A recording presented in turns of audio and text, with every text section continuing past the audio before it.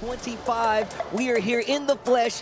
You can smell the offline electricity just coursing through the air. Okay.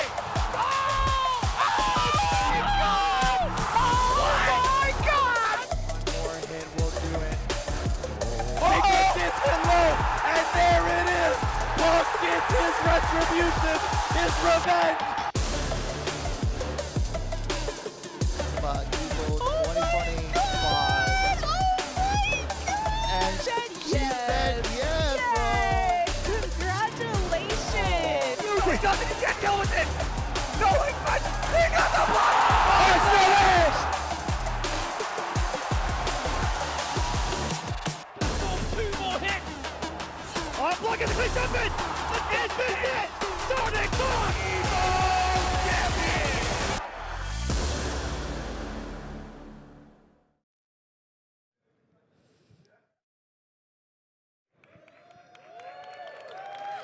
What is up, everybody?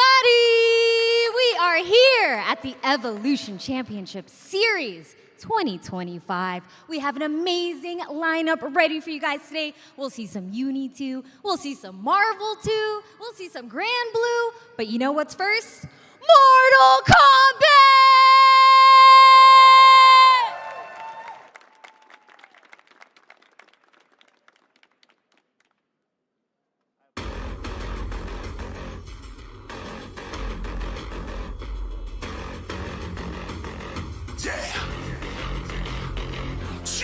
Turkey jewelers in the blaze, I'm digging your grave. In your blood, I can bathe, can't handle my rage. Left and right hand got a sibling vibe. They start cutting, leaving stains like ketchup and mustard. Me in first place, the definitive timeline. Do your worst, I'll murk your multiverse. My rivals are dead on arrival. I carry every soul that I smoked and killed the grand finals. Counters be canceling out your combos. I see your combination and all of them look like combos. Pacifist, I'm on my havoc shit, I'll leave you hollow. So hustle away, but my friend, you'll be seen at the crossroads. No market of beast, I'm just hard to defeat. Cause I walk around like Baraka, how I'm armed to the teeth. Who wanted with me? I'll cut your cord with that one and a brother. I'm sending you straight to hell with the baddie, singing your number, man. You never, ever sending me to the nether. Ain't nobody ever been stellar. How I'm leaving them seven genetics. Dismembered and analyzed to each little letter. Because I'm smarter, faster, stronger. Yeah, I told you I'm better. Dead man walking, everybody's talking. Flashy like they try to put a number in my coffin. Bleed them out the limits in the middle of a mosh pit. Show them how to die when they scream, yell flawless, flawless, flawless. Everybody flawless. Bleed them out the middle when they scream, yell flawless, flawless, flawless. Everybody flawless. Bleed them out the middle when they scream, yell.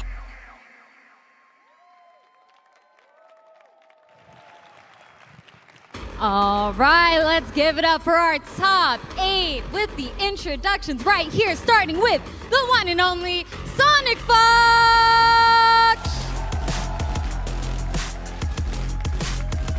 And up next, we've got Hourglass of Rain.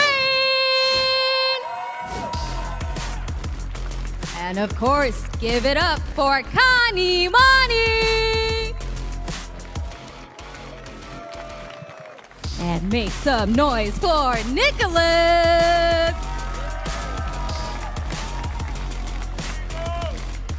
And on this side of the stage, we've got Online KO! And of course, Grrr! And up next, we have Michael Seraphin! And last but certainly not least, we got MK Javier! All right, thank you guys so much. Best of luck to our top 8 competitors. But let's go ahead and send it over to my favorite condiments and commentators, ketchup and mustard. Thank you so much, Persia. Welcome, everyone, you lovely people, whether you're here watching at home or if you've been at EVO in person with us this weekend. Welcome to Las Vegas EVO 2025. We are Ketchup and Mustard, and it is our pleasure to bring you today's top 8 action here for the MK1 Pro competition. There are some ridiculous matches in this top 8. More variety than I think people would expect. 2 Gyruses in top 8. I mean, that on its own is ridiculous, not even to mention their difference in playstyle, but we'll cover that later. There's so much to talk about here. Sonic Fox trying to be that repeat champion. Players like Nicolas, who are so on the cusp of taking that #1 spot. Other players that haven't really had the opportunity to play in American soil much. Kanamani comes to mind and is personally my pick to maybe win the whole thing. We'll take a look at the bracket and let's look at the journey that befalls us in the next few hours. Kicking things off, Sonic Fox versus Hourglass of Rain. Kanamani versus Nicolas. And then in the loser's side, Elimination Territory. Online Kale versus Gur. And then finally, Michael Seraphan versus MK Javier. There is so much to unpack with what could happen over the next few hours. We have to remember this is a Mortal Kombat 1 pro competition event, which means points for the leaderboard up for grabs. If you win this tournament, you are directly qualified and punching your ticket straight to the finals, which is merely a month away. But you know there's going to be thinking of the finals, but it's EVO. Right? Everyone wants to be an EVO champ, whether it's a repeat, whether it's a first, and we're going to look at these paths. Right, you at home, get involved in some live predictions presented by PlayStation Tournaments. Essentially, you can see what you have to do here. You can cast a vote with exclamation point and the number that just links to the whatever player that you want to take it all the way. I feel like there's going to be some rather obvious choices here, especially seeing as how many fans Sonic Fox has around the world. However, if EVO teaches us anything... Who do we think? Who do we think is going to win? I'm going to say, right now, Kanamani. I'm back in the EU. I'm back in EU. Wait, we're both going Kanamani? I'm going Kanamani as well. The bias starts early here. Oh, this EVO top 8. I mean, that would be a lovely thing to see, right? EVO getting our first EU EVO champion in another home game. That would be monumental for the community the world over. I know Sonic Fox is going to be getting most of those votes as we go through, I expect, because Sonic Fox, as we saw in the intro, looking for that 8th EVO win, many of which are across NetherRealm Studios games. But I'm excited, man. This is going to be such a good tournament. There's not much time, really, until we get into our first match of the day. However, at the time, before we get started with everything, I'd like to let everybody know at home that PlayStation will be going in with some competitive gaming accessories for your PlayStation 5 console. It's directly from PlayStation. There's a 15% off, as you can see at the bottom of your screen right here. We're well lucky. We've got a cheat sheet. We can tell you everything you need to know. Don't tell the people that. What, the behind the scenes, the crazy behind the scenes? The cat's out of the bag. Whoops. We're out of a job now. Damn. Finished. But you can get your 15% off your competitive gaming accessories thanks to PlayStation. Many more as we go through, however. I'm excited. We have our first match coming up, I believe, is going to be the Sonic Fox versus Hourglass of Rain set. This is an explosive one to kick things off because this is a match where you have, and as we look through these paths ahead of us, we can see who has won so far and what these matches have been. This is presented by White Claw Zero Proof. Thank you very much. Sonic Fox. Practically 3-0s all the way through until we got through to the later stages of the tournament, where Against Plus was 3-1, Online Kale 3-1 as well. But you know Fox isn't going to be sweating that. This is EVO top 8. Fox is no stranger to this situation. And I mean, a winner's side top 8 from Fox is probably the easiest prediction you can make.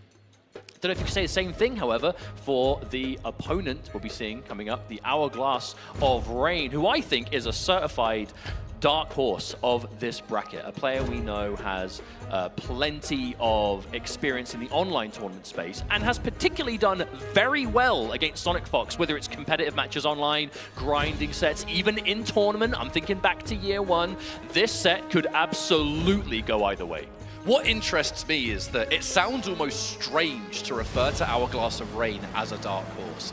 We're mostly thinking I think compared to everyone else in this top 8, not as much offline experience. Hourglass of Rain has done exceptionally well in the online realm and hasn't done too bad in, a few various. But look at this path! 3-0 over Euphoring, defeated Zeus, defeated Rewind, defeated Scorpion Prox. These are no slouch players within the competitive scene, and it is that plus many other reasons that we could for sure see this set go either way. And what a start that would be to this top 8 for Hourglass. I hope there are Melina fans in the audience because you are about to see it. The thumbs up, that's the admin confirming we are ready to kick off this top 8 here. Mortal Kombat 1, the young blood Hourglass of Rain. And so weird to say, the not so young blood anymore Sonic Fox, seasoned veteran, but 2 training partners. This result could be most unpredictable. Now, I am genuinely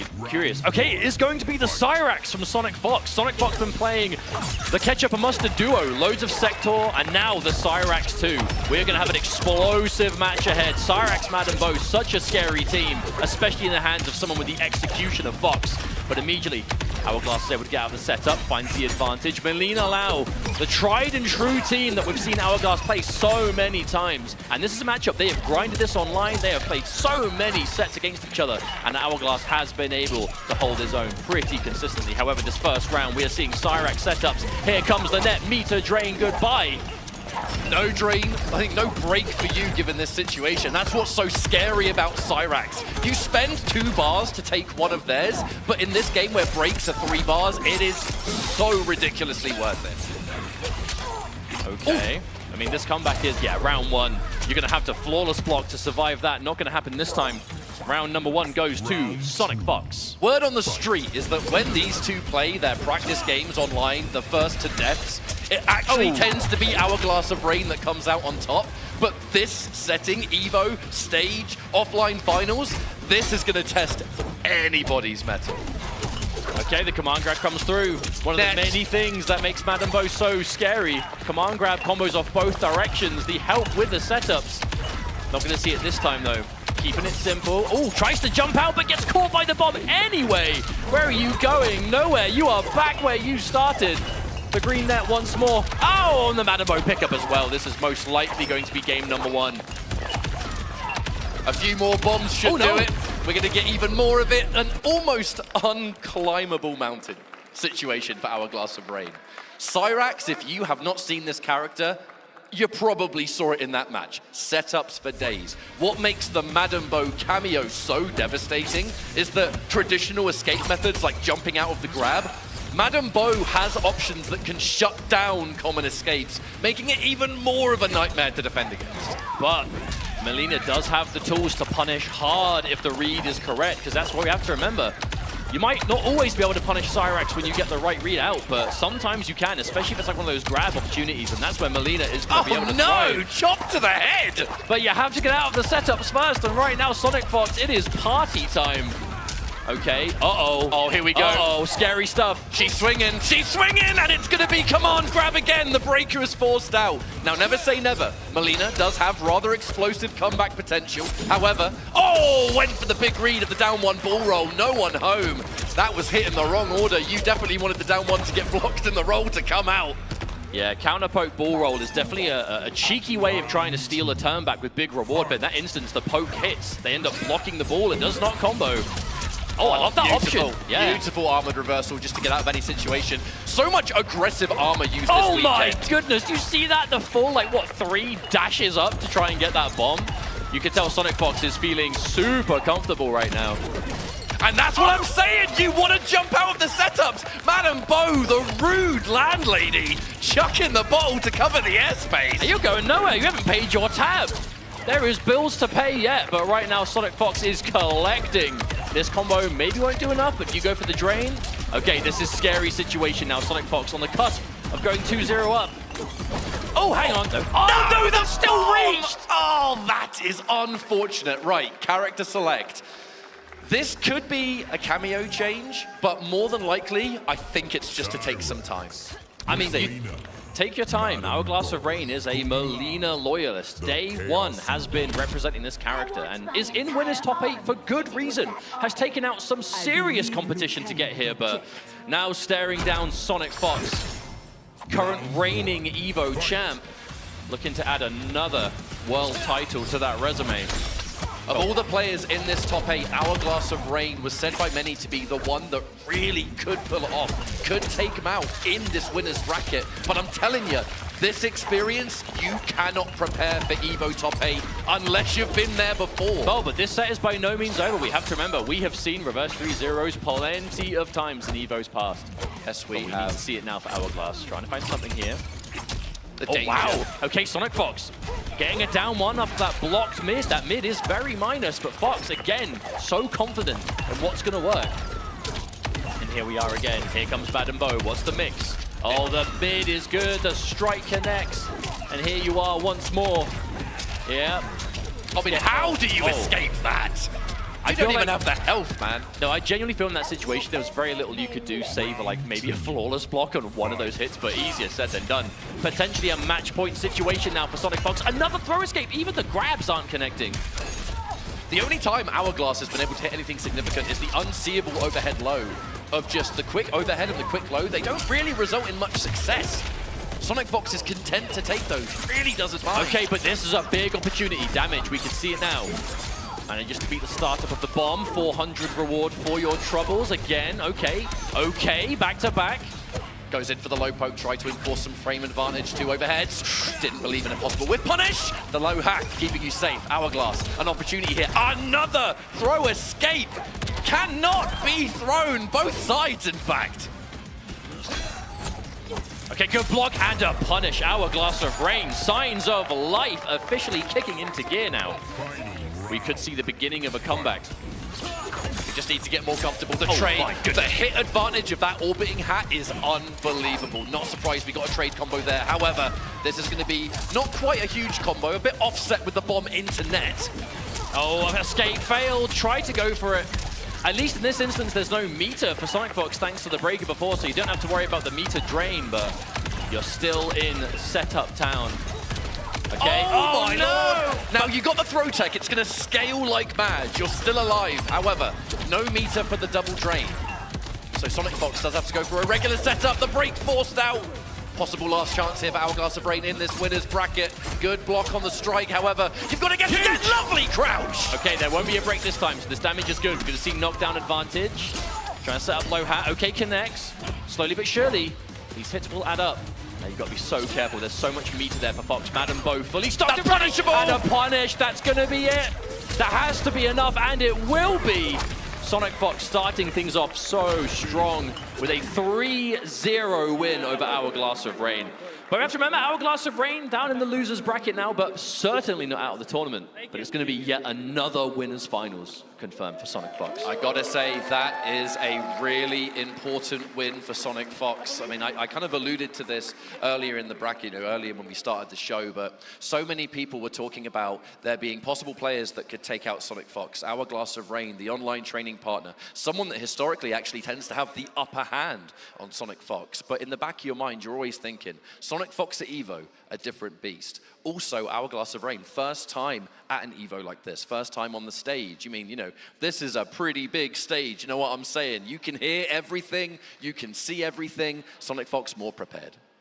Okay, so it is time for us to look at the victory path presented by White Claw Zero Proof of our next matchup. Kane Mani, a player that is close to home for the two of us. Coming here from the EU side of things, shouts to Rips Arena, where this player has honed his skills in Mortal Kombat, but finds himself here, the lone, well, not lone European, actually Javier's here too. One of two Europeans I was literally just in the about to top correct 8. you. I was about to say, excuse me, But sir. again, another impressive path. We saw 3-0s the entire way through, up until he faced off against Snake Doe, where it did come down to a nail-biter of a Game 5 situation. Facing off against Nicholas, who, another player, whether it's EVO stage, whether it's Final Combat, whether it's Combo Breakers, you name it, the largest tournaments that we have in our community, Nicholas has been there, done that, and won some of them along the way. And look at this path, dropping a single match the entire way to Dexy. 3-0 over Dialogue, over Han Rashid. My goodness, what a player. What excites me about this match is that, let's be real, the difference between South America and Europe is quite large when it comes to how far you've got to travel. And Kane Mani, this is Kane Mani's first time on American soil for a tournament. I really don't think they've ever played. Like, maybe they got a few practice games in, but I'd be shocked if they did. Shoutouts to our wonderful crowd here, by the way. I know this was an early start here at EVO. This is merely day 2, but plenty more games where that came from. Hopefully everyone's having a wonderful time in person and watching at home. Can't forget that. Yo, who's that we see in the crowd? Is that online Tony?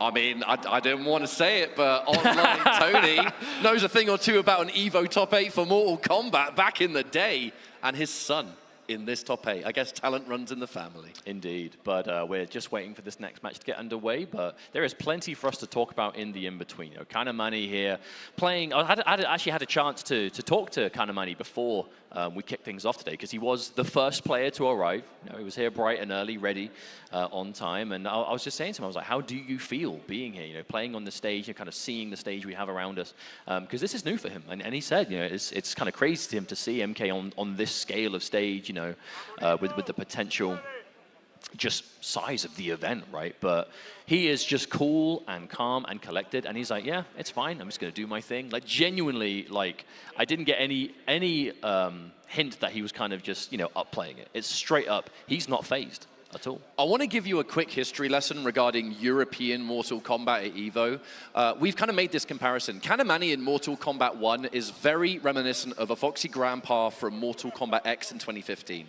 The first EVO for Mortal Kombat X, Foxy was untouchable, like in EU or outside of America, and America was where the real test began. Foxy got second place, losing only to Sonic Fox. One game away, really, from being the first European Mortal Kombat EVO champion, and Sonic Fox stopped that rampage.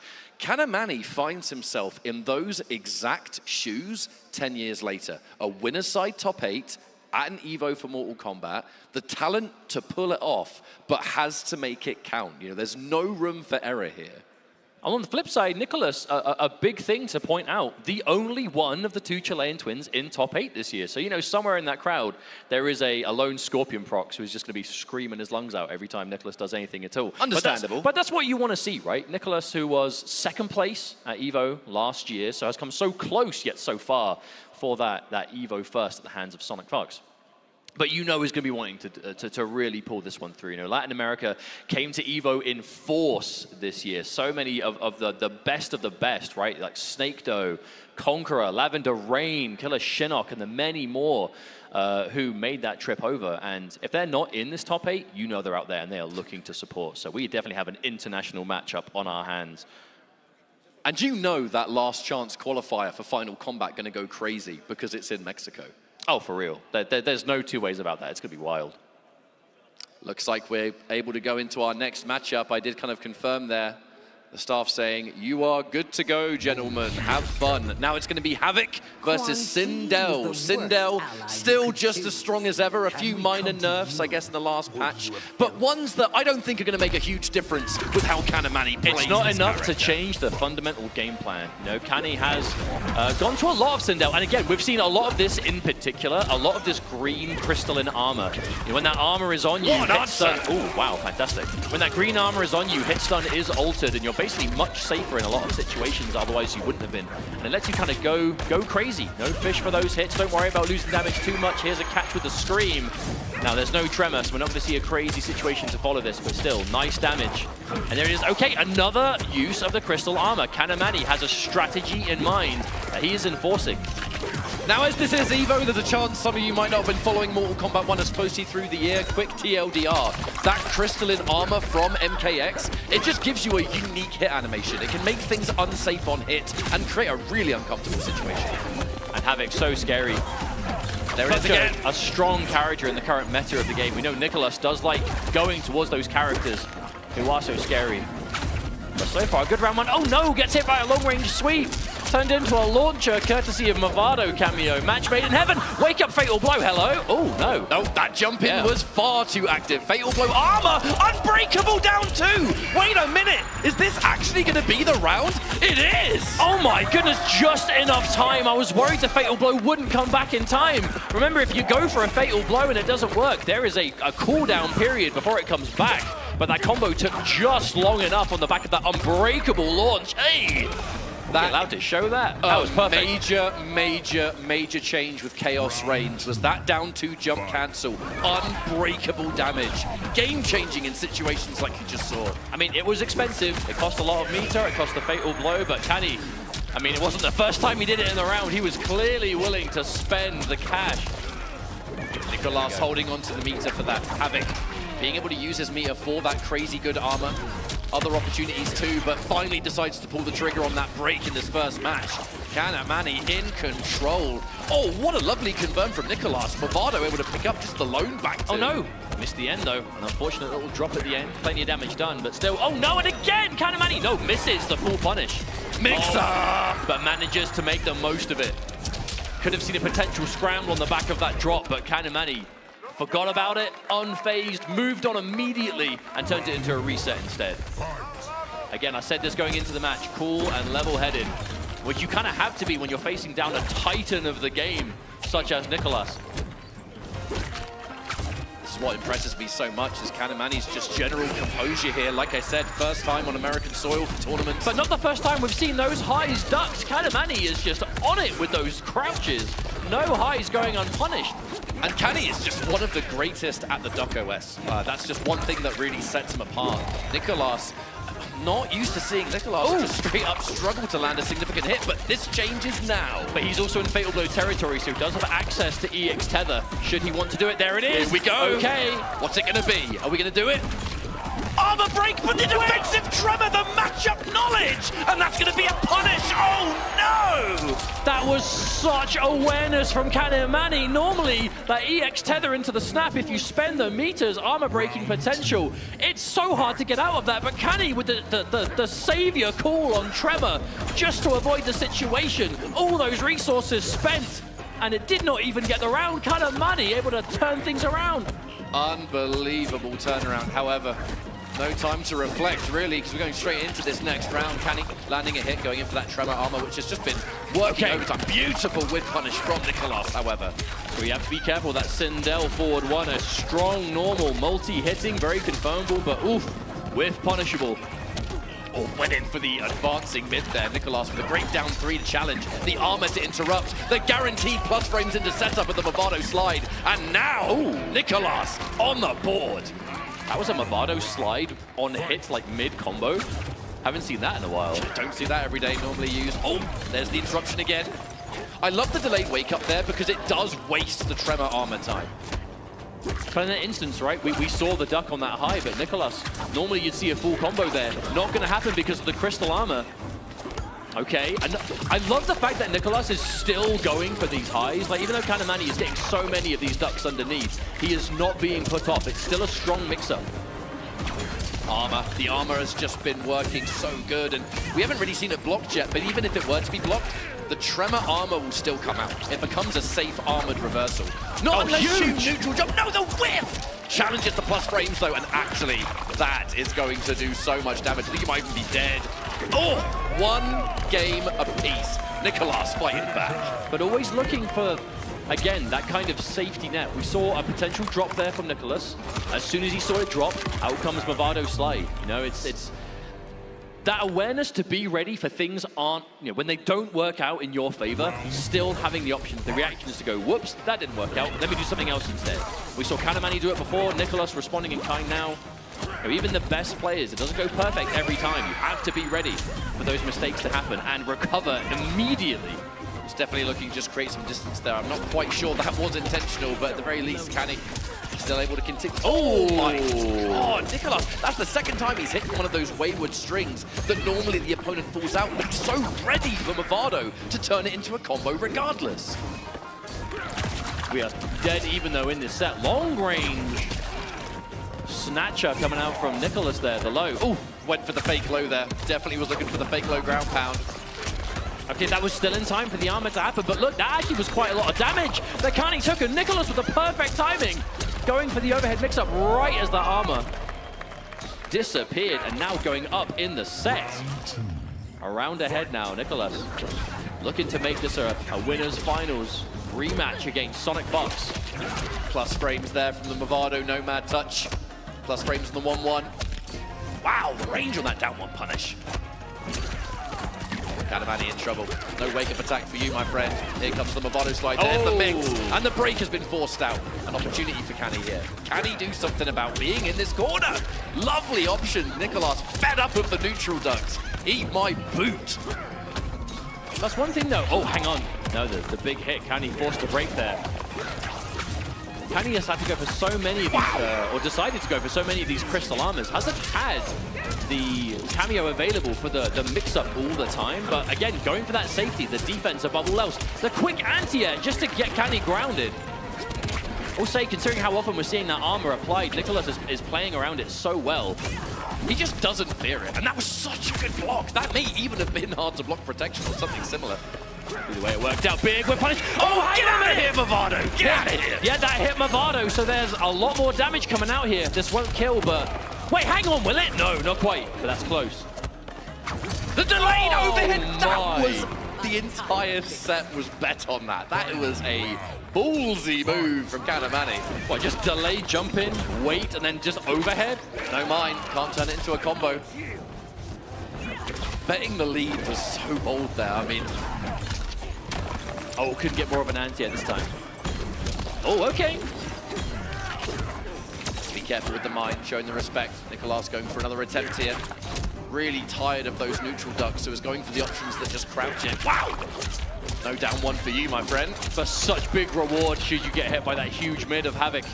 So confirmable, so much damage on the end. That actually might be enough before Canny gets break. No, not quite. But how do you deal with the Neoplasm? Flawless blocks have to come through. Oh, but the punish!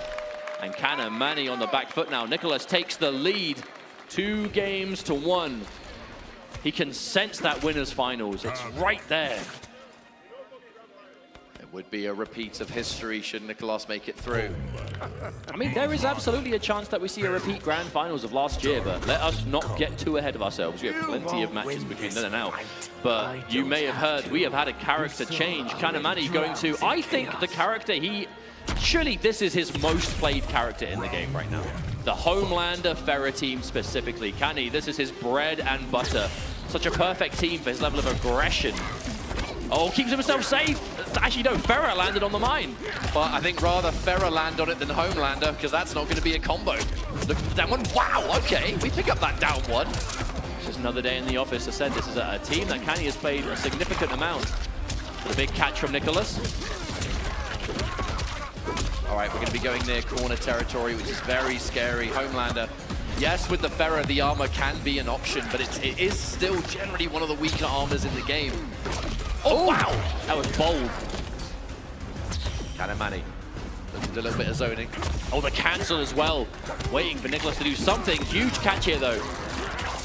All right, this ain't going to kill, but you're definitely not in a great situation. Kanamani going to have to make a choice, too. If you get opened up, he is going to choose to break. I wasn't sure if he would. No, that is a confident break for sure. Again, Canny looking for something. There's the laser. Quite a lot of damage coming through here. Ferrer continues. No, go a quick reset. Oh, try. You know, I actually feel like that was specifically to read that, but didn't get high enough. Still got caught, but that's match point now for Nicolas. Looking to secure a winner's finals potential here, unless Canny can do something about it. That's the thing about Homelander. He's a really good character, but at this level of play, he is also a very popular character. Nicolas is going to be comfortable in this matchup. However, eating those down fours, the plus frames to deal with. The defensive. Oh, watch out! Oh, no! The mine just disappeared. But the mine was used. Cost both bars a cameo, so that low kick that connected. No Movado to turn it into something. A back throw out of the corner there. Escape failed too. Canny definitely thought it was going to be the same side. So at the moment, oh, Canny out of the corner, but some big advantage coming through. Armor, okay. Plus frames like that. Another armor! I mean, this is a risky business. However, we're going to confirm. That was so far. That's very just enough. Is there enough to kill here? There is. Just enough again. Kanamani looking decent here, but again, this is still match point for Nicolas. I was a bit worried about the amount of armor we saw there, because obviously no break potential to build for the rest of that round. But that forward four has just been working so hard in this match. Can you believe that used to be a low? I mean, it's one of the scariest things about Canny playing this character. Oh, what? The mix-up is good. Oh, drop. A drop. He got it! Yeah, again, a drop into an opportunity. Kanamani just went for the quick standing one, tried to get a quick punish, but Nicolas was just ready for the whiff punish. Oh, that was so long range. It's looking real good for Nicolas right now. One more significant hit. The breaker's surely gonna have to come out, but he goes for the... Oh my God. What do you do? You've got to make a crazy comeback here. Is it possible? I mean, there's Fatal Blow, there's a lot of meter. Next hit would actually win if Caddy can find the hit, but there's no Ferret to help find it. Yeah, manages to get over the mine. So careful though.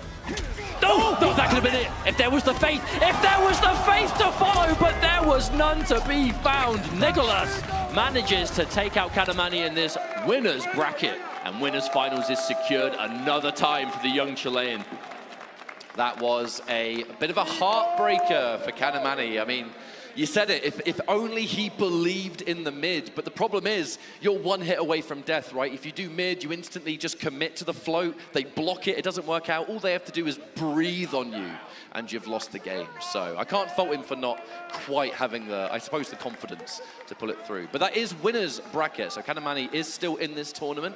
It just means you're going down into the loser's bracket, and that is where elimination territory ends up, which actually, I believe, is where we're going to be going next. Online KO versus Gur, Michael Serafan versus MK Javier, and as Hourglass of Rain and Katamani have fallen short in winner's bracket, they await the winner of our next two matches. I'm excited to see it, man. I mean, two Geras players in top 8. That is surely a first in MK1, in any major for that matter. I could be wrong, obviously, but I'm struggling to think of a single tournament that had 2 Geras players in top 8, at least of like major scale. But either way, it's going to be a lot of fun. Geras is really cool to watch in this game. Right, let's take a look at the victory path here, presented by White Claw's Zero Proof Online Kale. Definitely going to be a fan favorite for this crowd. The young blood, the son of Online Tony. Like I said, the legacy, the story. I think one of my favorite competitive stories in all of Mortal Kombat is this this father-son just skill that we see through here. Look at the path, able to take out Lavender Rain. 3-0, are you kidding me? 3-0 over Mars, the Natara player we saw on stream yesterday, but even in round 1 of pools, 3-2 to Obnoxity. So actually did have to fight for it early on, but did manage to do so. And obviously losing to Sonic Fox later in the day, I believe that was the match for winners top 8, and then able to run it back against Beerwood TTV in the loser's side. Oh, now here he is, the people's champion. I know we're going to be hearing some support here from the crowd for Gur, who, I mean, what a tournament. What a year this player has had. Look at this run. Wins over Guamo, Striker, Dialogue. A huge win over Dialogue because they are somewhat similar in terms of like points in the pro competition leaderboard. 3-1 over Conqueror, over Han Rashid, and then the most important match for this gentleman in the tournament. 3-2 over Scorpion Proc, securing his first ever EVO top 8, where I mean, there's so much more than just the EVO top 8 going on for this tournament for Gur, because he has been around, he has traveled so many times to offline events and pro competition. He needs as many points as he can get, and a top 8 here is a good way of doing so. But in his way now to stop him getting even more points is Online Kale, the young destroyer. I gotta say, I do like this Lao pick. One of the big things is that Lao now is heavily built around that somewhat range control, that neutral. The way Gur plays Geras is so heavily geared around the rewind. If you hit him and he spends a bar while he's got the hourglasses, he'll go back in time and break the combo for a bar, get the health back. If he's fighting someone that's chipping away, there is no such opportunities to rewind. There's the first one, though. Make no mistake though, it is hard to play Geras at this level. There is so much you have to keep tabs on, resource management, from the start to finish of every match you'll play. He is strong, but he takes a lot of work. But we know, lucky for us, Gur is the kind of player who has put in that work and worked so well with that Motaro low shot. Massive block advantage on those little projectiles there, and Kale just content to just sit and defend. Does get opened up by a throw though, but still sitting with a nice lead. Oh, went for the snap. Actually, that was a big snap. If that snap connected, that would have been enough. Nice catch on the overhead, though. Haven't seen any Lao players do the spin before. It is a much safer option, I suppose. Oh, Kale has always been, like, of all the Lao players who have picked up this character in MK1, Kale does the most spins. Like, without a doubt, has always been the case, but for reasons like that. Sand Simulacrum kind of gives you a free opportunity to go in. Should the clone get hit, it just puts Geras back to where he started. This is the style of what Gur has developed. He loves that hit and run. Doesn't take too many risks. The issue... Oh, sorry, go ahead. I'm just saying, he creates such a brick wall that he has the most timeouts of any player in the competitive circuit. But his issue is going to be resources here, though. You know, you can stack that hourglass if you've got the meter to do so, but he's been pretty starved of it. Oh, and was that a confirm? Was that a single hit confirm from online Kale? This is bad. Knockdown, homing missile, it's all gonna chip. The chip damage was avoided once, but only so much you can do in that situation. Maybe try and flawless block and just pray for your life. Either way, that's gonna be game 1 for online KO. And to remind everyone at home, this is elimination territory. One of these players is out of the tournament after this set. But if we're talking pro competition stakes, they're definitely playing with different levels of pressure. You know, online KO won an online regional finals, you know, for North America West. He's going to be confirmed for Final Combat. He doesn't necessarily need the points or the... that must have been the final end of the plus frames. Oh my word. But, you know, he doesn't really need that placement. But he's been entering events. You know, there's still prize money. There's still, you know, you want to win Evo, right? You still want to be a world champ. For that prestigious Evo first place, but Ger needs those points, as many as he can get. So every match he wins in this top 8, he is making his life so much easier. Did not expect to pull the trigger on that second use of the armor there. A big risk to play, but one that at this point, well, clearly worked out. That far Motaro teleport Ger really trying to just create as much distance as he can. Oh. Now he knows he hasn't got Motaro, so he's got to go for a different option. However, online Kale just pulling out the perfect read there. That was so expensive, from 3 bars to 0 in the matter of seconds. But those time stop setups from Gyros, they are scary, but you don't necessarily have to respect every single one of them, right? Like, depending on what normal you do it from, the advantage might be a bit different. And in that situation, Kale's like, hey, I can jump out of this. Gonna try it, and absolutely worked out. Oh, what a catch. Caught airborne, so that's going to allow that command grab to put him in the corner. And then the armor. I feel like the reads on the raw command grabs have been so perfect for Kale so far. Has Ger even like hit a raw grab yet? Oh, walks right into it, Kale with a preemptive string. No meter and no sector, however, so that is going to be no launch available. We also saw an up block attempt there as well from Kale. You know Kale has been prepared for this match. Ger is so willing to just swing those overheads. But not as many so far in this match. Keeping things a bit safer so far. A lot of those lows. Oh, tries to stagger, but no. Kale calls it out. There's an overhead, but trades with the rocket. Ger's blocks on that mid into overhead low 50-50 has been so on point. Oh, that's still punished! That's it, you can't break either! Oh, that was such an optimal punish from Kale. The quick little micro dash to get there in time. The early cancel to make sure Ger did not build break before it connected. That was as efficient as it gets. And online Kale now 2-0 in the lead, looking absolutely all there. Now Ger, a loyalist through and through, not just with Gyros, but with whatever team he uses at the time. I don't think he's going to change, but I think we are going to take just a few seconds to go back to that character select. Oh no, never mind. No, he is going right back in. Consider me wrong. Ger wants to go right into this and try and just get the job done. All right, there's the command grab.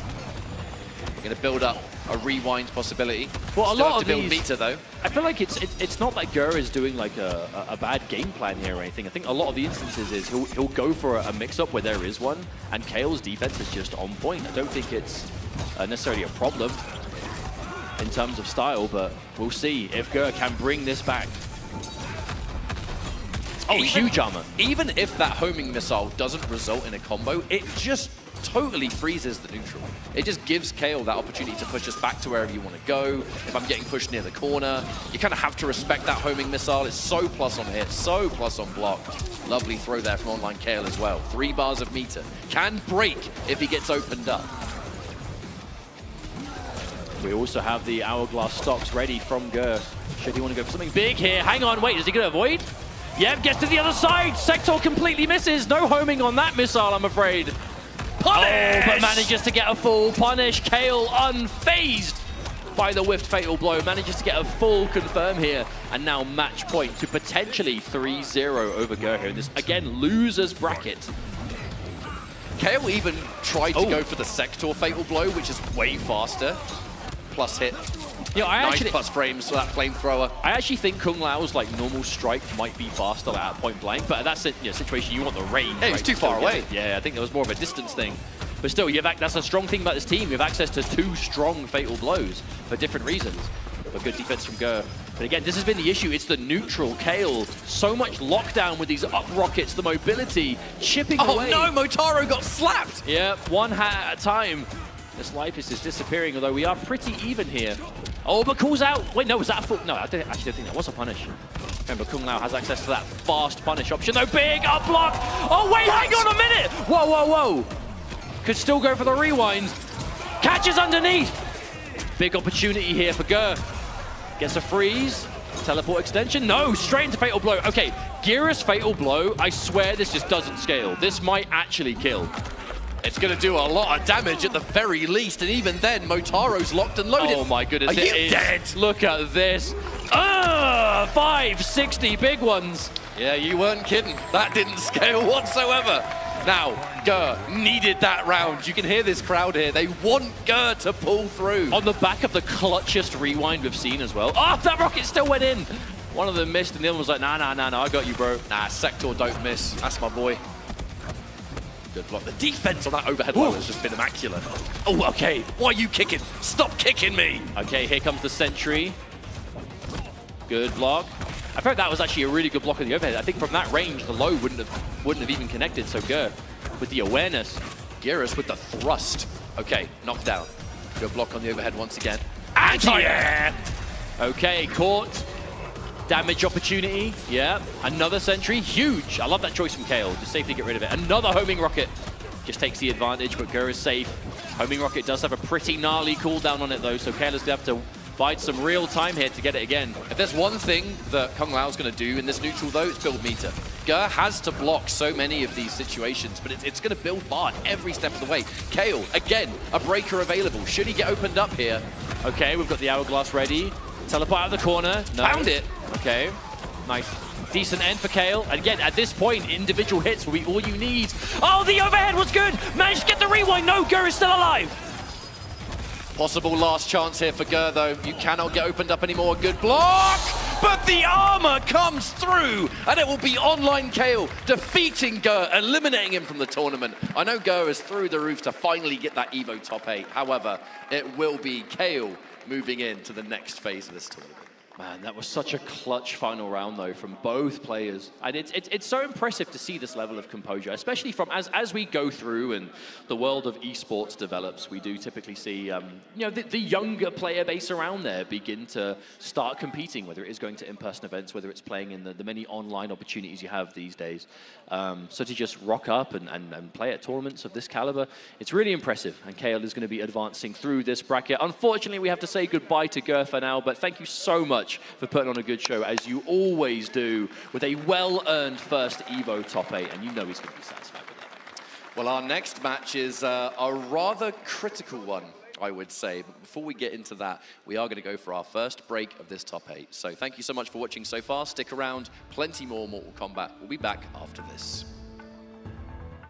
These last few years, Chipotle has treated us good, giving away thousands of dollars worth of free entree cards. This year, they're taking it to the next level with a free air-conditioned ride to get some free food. If you're ready to go get some free Chipotle, make some noise!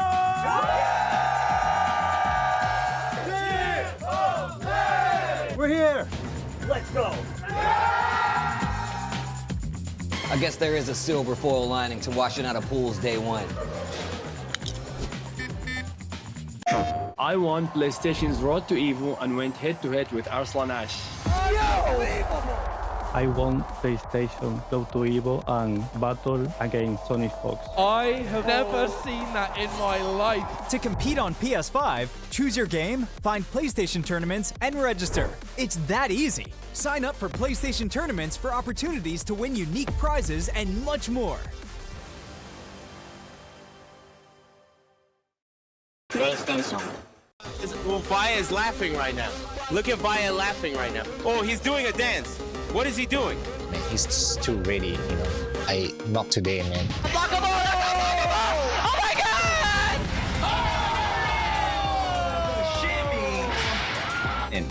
に参加して、でその時また賞金額が上がって、いや気持ちは調子良かったですね。So it's much more than just playing. It's being just being a part of this community.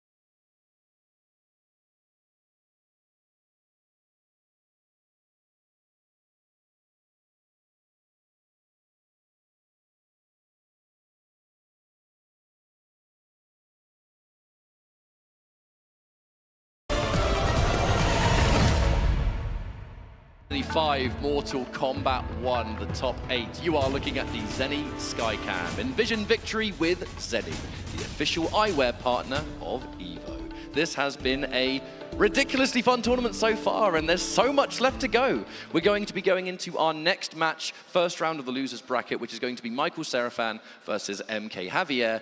I mentioned that this is a very important match. I spoke to Javier and had a bit of a conversation with him. He's not going to be thinking about it right now, but a lot more rides on his victory here than people would assume. Javier is in a good running for the Pro Competition World Finals, but he's not guaranteed. He has to beat Michael Serafan to, from what he has said, confirm himself.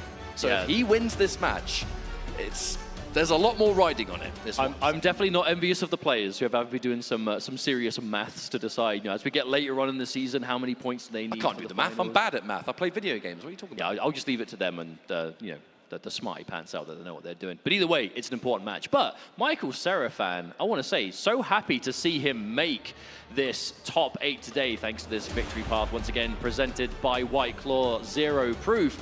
Really good path, and has just, honestly, he's been one of those players who I feel like when you're looking at, oh, who's a favorite for top 8, who's a favorite to win, you rarely hear his name. But then when you watch these tournaments, he's always there, and he is beating my man's been cooking all year, tell me that. It's like, look at this path here, being able to defeat the likes of Han Rashid. No, sorry, losing to Han Rashid, my mistake. Dexy Dog. 3-0 again versus Lavender. 3-0 versus Lavender Rain is one hell of a result, because that is a fearsome player.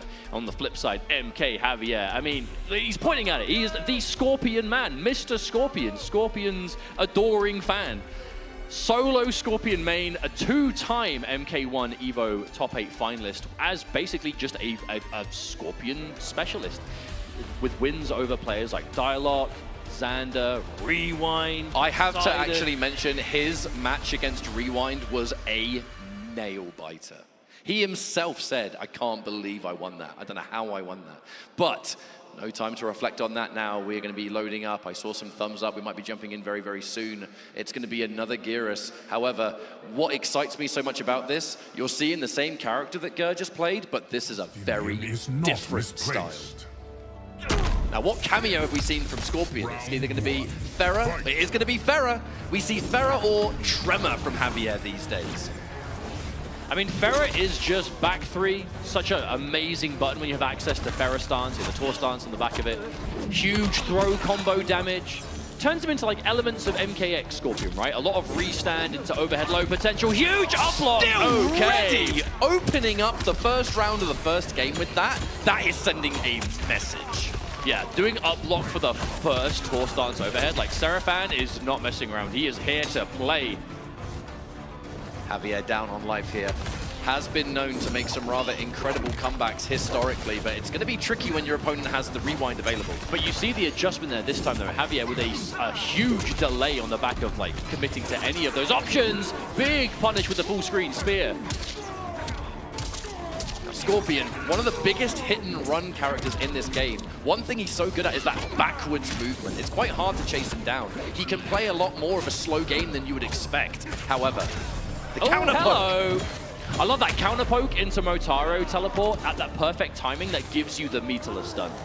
That was so clean from Serafan. On hit, you get the combo on block. He's teleported you another option. He is just ready for this. It also shows that Seraphan is so prepared for the adjustments, not only just the basic kind of matchup knowledge, but just as Javier is trying to adjust for it, he's adjusting too. All right, this is Ferrer, so that's a throw combo for Scorpion. Respectable damage too. All right. Fast recovering back forward too. Ooh, gets up swinging though.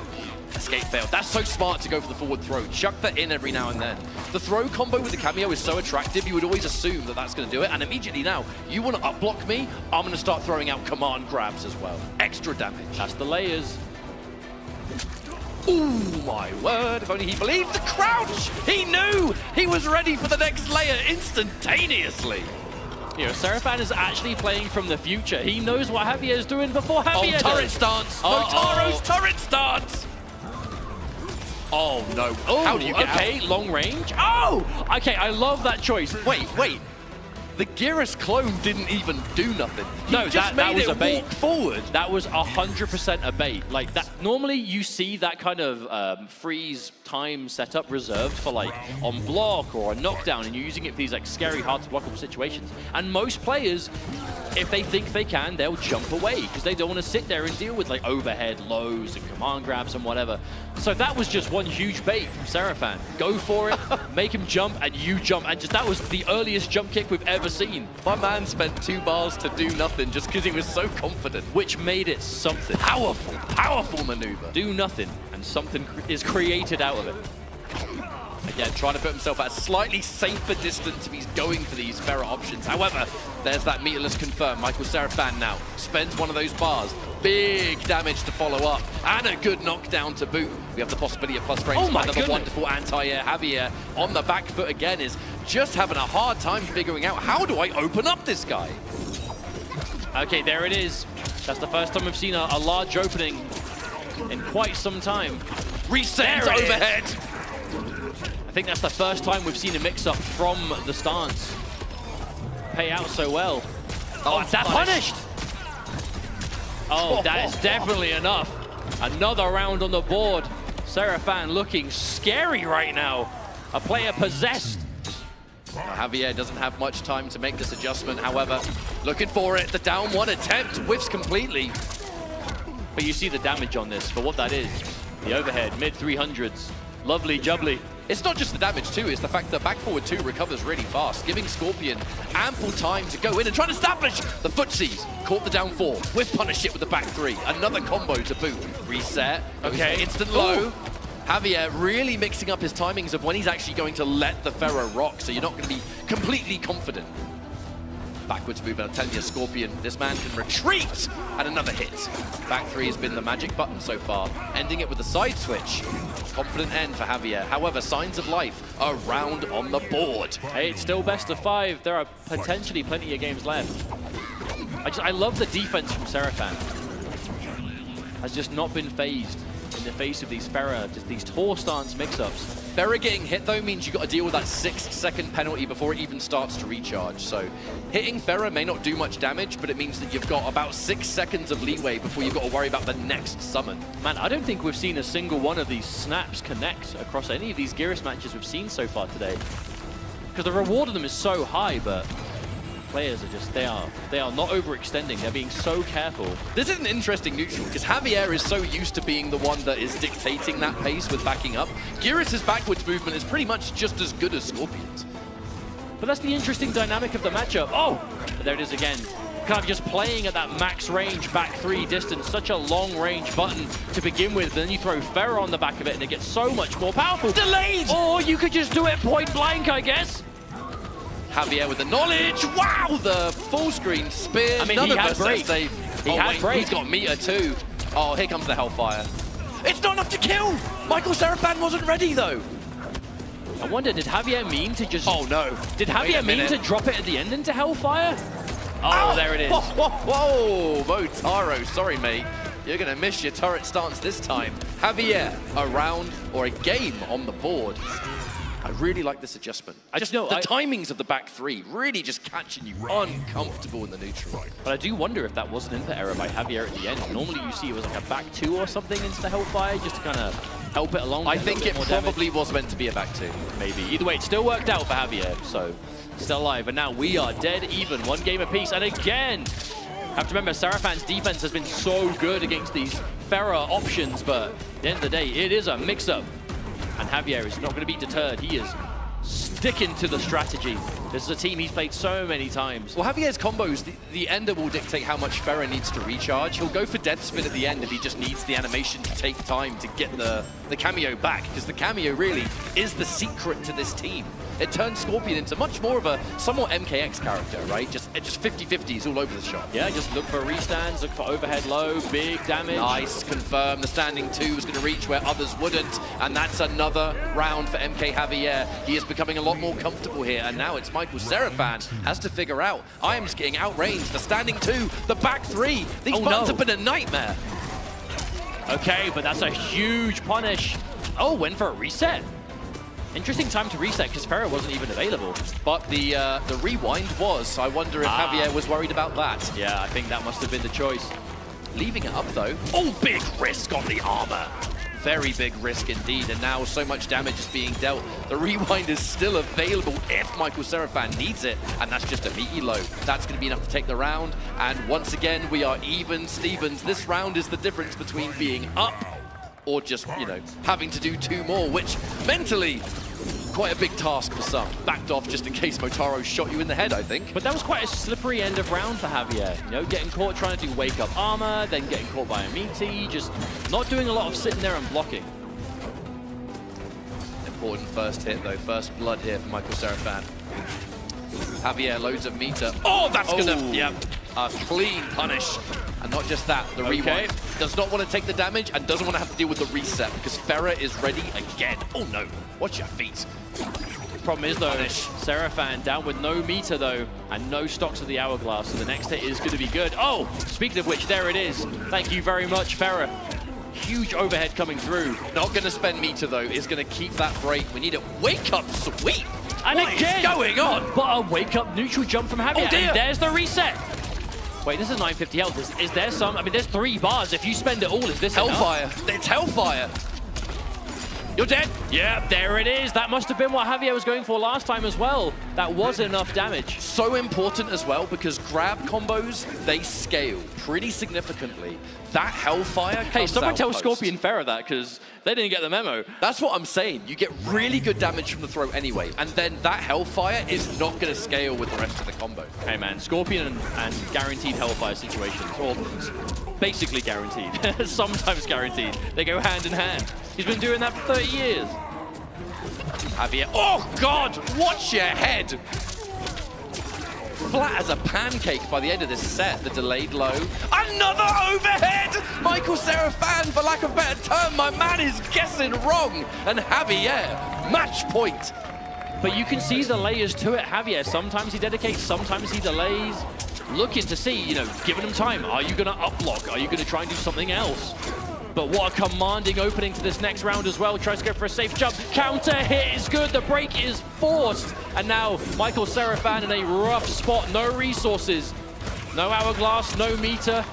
But not 0 chance as he is swinging back now. Oh no! There's 2 meters. Is this enough? Again, it's 950 health. Hellfire. Do we even need it? No, we don't! Michael Serafan must have been worried about something similar. And it will be Javier taking out Michael Serafan. Huge congratulations. Final combat, boys. That was such an important set for Javier. Gonna be over the moon. But the thing is, we still have a top 8 to get through, my friends. You might do even better. Yo, I don't want to be a hater, right?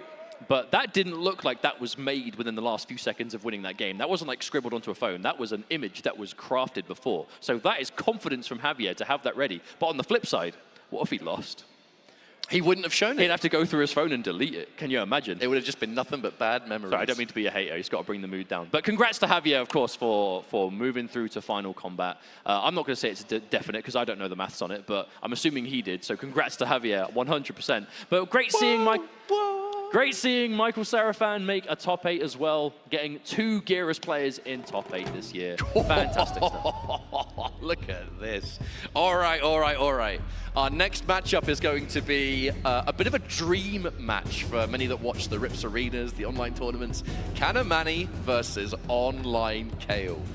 I'm going to give you a quick little online history lesson. Kanamani, devastating in Rips Arena. I believe Kanamani and Kale fought a online first to 10, and it was the closest that anyone had got to really defeating Kanamani in that sense was when Online Kale played, and I heard it was a legendary set. Oh, yes. We're now going to make the transition from the online realm, where you're in the comfort of your own home, you know, you can play in your pajamas, whatever you want.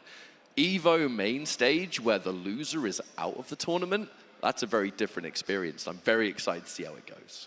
Well, it's definitely one, again, that could go either way. You know, we have 2 players who are incredible MK1 players. They play quite similar characters, to be honest. That is a big change. I think they both play a lot of Homelander.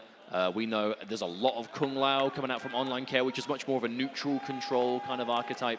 And then we know there's that Sindel that Kanamani has been really going towards in the entirety of this tournament so far. So the question is, I wonder what matchup we're going to be seeing. But I want to say shout-outs to all the EU heads at home who are tuning in, whether you're watching just at home, whatever time zone you're on, whether it's late at night, whether it's the evening, whatever it is. I do want to say, because it's a 10 a.m. start, I don't think it's as savage as it could have been.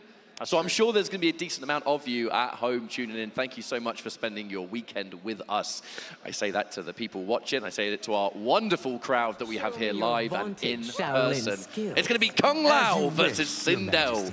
Loser of this is out. Winner progresses to top 4. Looks like Candy putting a lot of faith in this Sindel, the immediate armor, and that's going to be a grab combo. Didn't quite get the second dash though. Yeah, I think if you actually get the full shove and you don't get knocked back by your own missile, it's quite easy to pick up from that bird. From that. Oh my! I tell you what isn't easy to pick up from, whatever that was. I've never seen that confirm in my life, mate. That was a sweaty conversion, if ever I've seen one. Sector's full screen teleport. You don't always get the chance to confirm, but it does just completely destabilize this neutral. Looked for it. Cheeky ground pound there. Tremor, forever the meat shield. For those that may not know, Tremor, when he flexes, if he gets hit, it's actually a 3-second penalty, not 6. And because he just appears in front of you, there is elements of using him to absorb attacks, absorb projectiles mainly. He can punish Sub-Zero Ice Clone on reaction. That's not fair. Yeah, there is some unique tech to him because of it, but it's very interesting either way. A pretty even round number 1 here. Good punish on the poke. That's the downside of using your longer pokes. If it's point blank, you will usually get punished with a down 1. A break from Kale, the confidence. I mean, it's a close round. If this connects, it's going to be either you lose the round or you use a break as well. Oh, hang on a minute. Oh my goodness. That was so risky because even though the Tremor was coming out, I don't think you would have survived before the armor. Maybe not, but either way, it did work out. Kanamani takes a round. Overhead's going to connect. Missile pressure. The sweep doesn't look like much, but every single knockdown, it's damage, it's positioning, it's momentum. Oh, counter hit. Big opportunity here for Kanamani. There's not going to be a Tremor on the back of it. We did see Tremor used before to make that reversal attempt a bit harder to deal with. That was an interesting ender. Going for like slightly different enders. I wonder if that's almost to make your opponent uncomfortable. They don't get their wake-up timing. The escape, dash in throw is going to be good for Kanamani. Plus frames that down 3. It's going to be the hard to block. The break available for Online Kale has to let it rock. A tricky situation to survive there. So difficult to block the low ground pound. The overhead flow options from Sindel at the same time.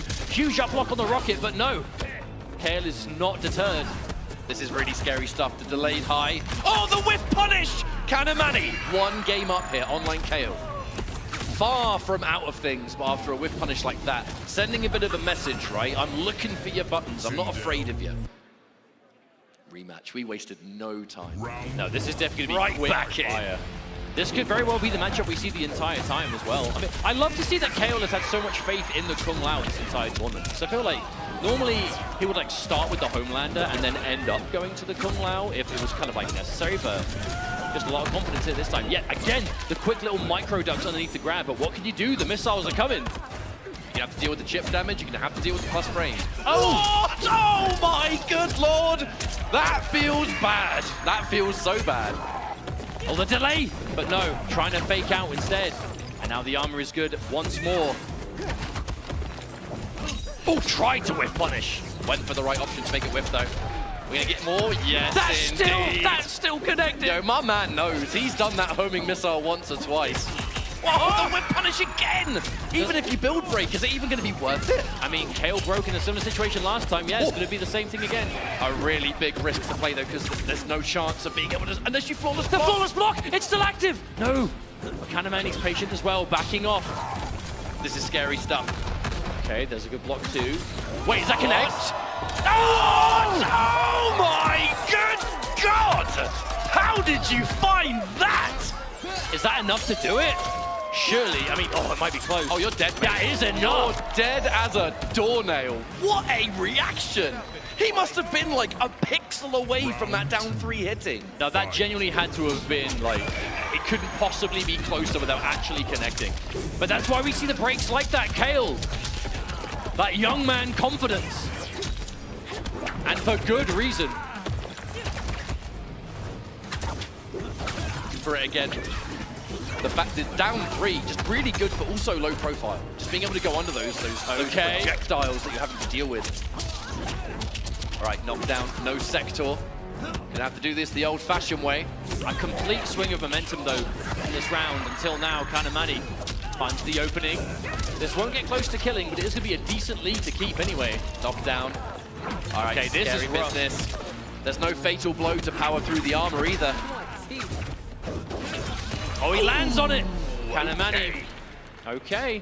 This is one of those pivotal moments. Do you go 2-0 up or do we tie it? Fight. Oh, wow, that reached. Can you believe how far Tremor was there? Still found a way. Oh, all right, we're mixing, we're mixing. That's 3.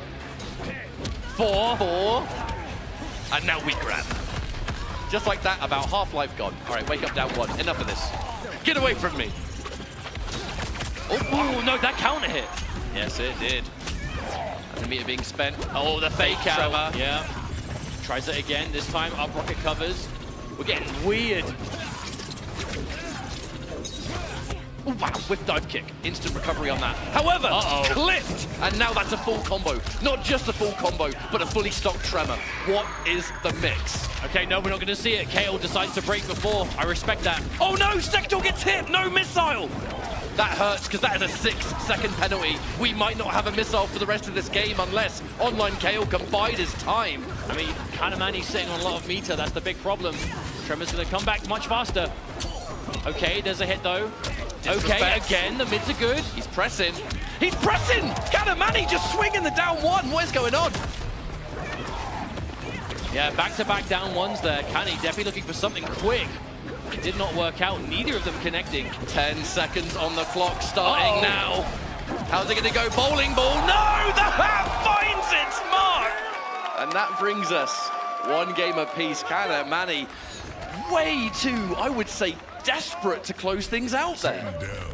Yeah, I feel like those 2 down 1s back-to-back, like those are normals that, yeah, they're fast, but they have a lot of recovery and they're pretty stubby. So for Kanamani to swing 2 of them back-to-back there, very uncharacteristic of him to play like that. When people normally do stuff like that, it's because the pressure's on. You've got really only a few seconds, a few hits. Or there's like magic pixel left to do. You go for this really disrespectful stuff because in your mind, that is the last thing your opponent's looking for. They're not ready for you to do that. And it's all you need sometimes. And Kale was. That's what was the most impressive thing. He was so calm and collected. He was still ready for that stuff. Okay, double missile. Here we go, full combo. Knocked down into the corner as well. That 2-1-2, such a good auto shimmy. But such a crucial match for Kale to win. You do not want to be facing down 2-0 in loser's bracket. But what look, a catch. Look at this momentum and the overhead as well. On the verge of this could have almost been a flawless victory. We only took like 5% damage. A dominating round though from the young man online Kale. A complete twist of fate. Oof. I mean, we can't even call that an advantage. Yeah, the armor came out, but we're still against the corner. And another tech. No throws allowed, throwing discouraged.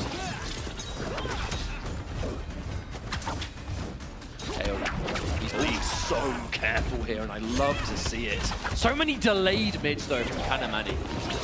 Because Kale is looking to tech throws all the time, and normally delayed mids is how you can kind of catch people slipping there. But Kale, ready for the delayed mids and the throws. This brick wall of a defense. Okay, still took some damage, but not as much as we could have seen thanks to the armor. Again, I still wouldn't call that a particularly good situation. And again, the patience, Kale. He just not getting opened up, refuses to get opened up here. Good block on the sweep. Cannot whip punish. Almost instant recovery on that. Oh, the buffer. Are you kidding me? And we're just going straight into character select? All right, this could be where the Homelander comes out, or maybe even something else. Well, this is going to be the final opportunity that Kanamani has. Not to be a broken record, but we are in losers territory, my friends. If you lose here, you are gone. Oh, okay. Actually, we just go straight back in and just take this moment. Next time, Earthrealm will host. You can definitely see the change in approach, though, from online Kale. The defense, superb. The aggression, on point. What can Kanamani do to stop this momentum, though?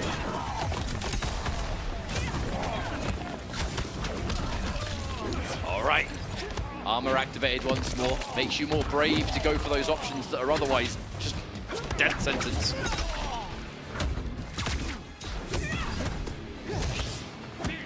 Okay, again, the defense. Just eating those 50-50s and consistently being wrong on them just gives Kale so much advantage. I love how Kanamani is still trying to check these whip dive kicks, but it's so hard. There's like almost no recovery whatsoever on them. They're still trying to establish something. But this is a big opening now. There it is. I actually feel like whenever Kani has like faked out the tremor, it hasn't worked. Whenever he's called the tremor, it has. I wonder if that could be a change. More commitment to these scary mix-up opportunities. And there's the block. Kale covering. Making sure that if the overhead is blocked, well, he can still get out to safety. I really do like that overhead into spin technique. It's just a free check.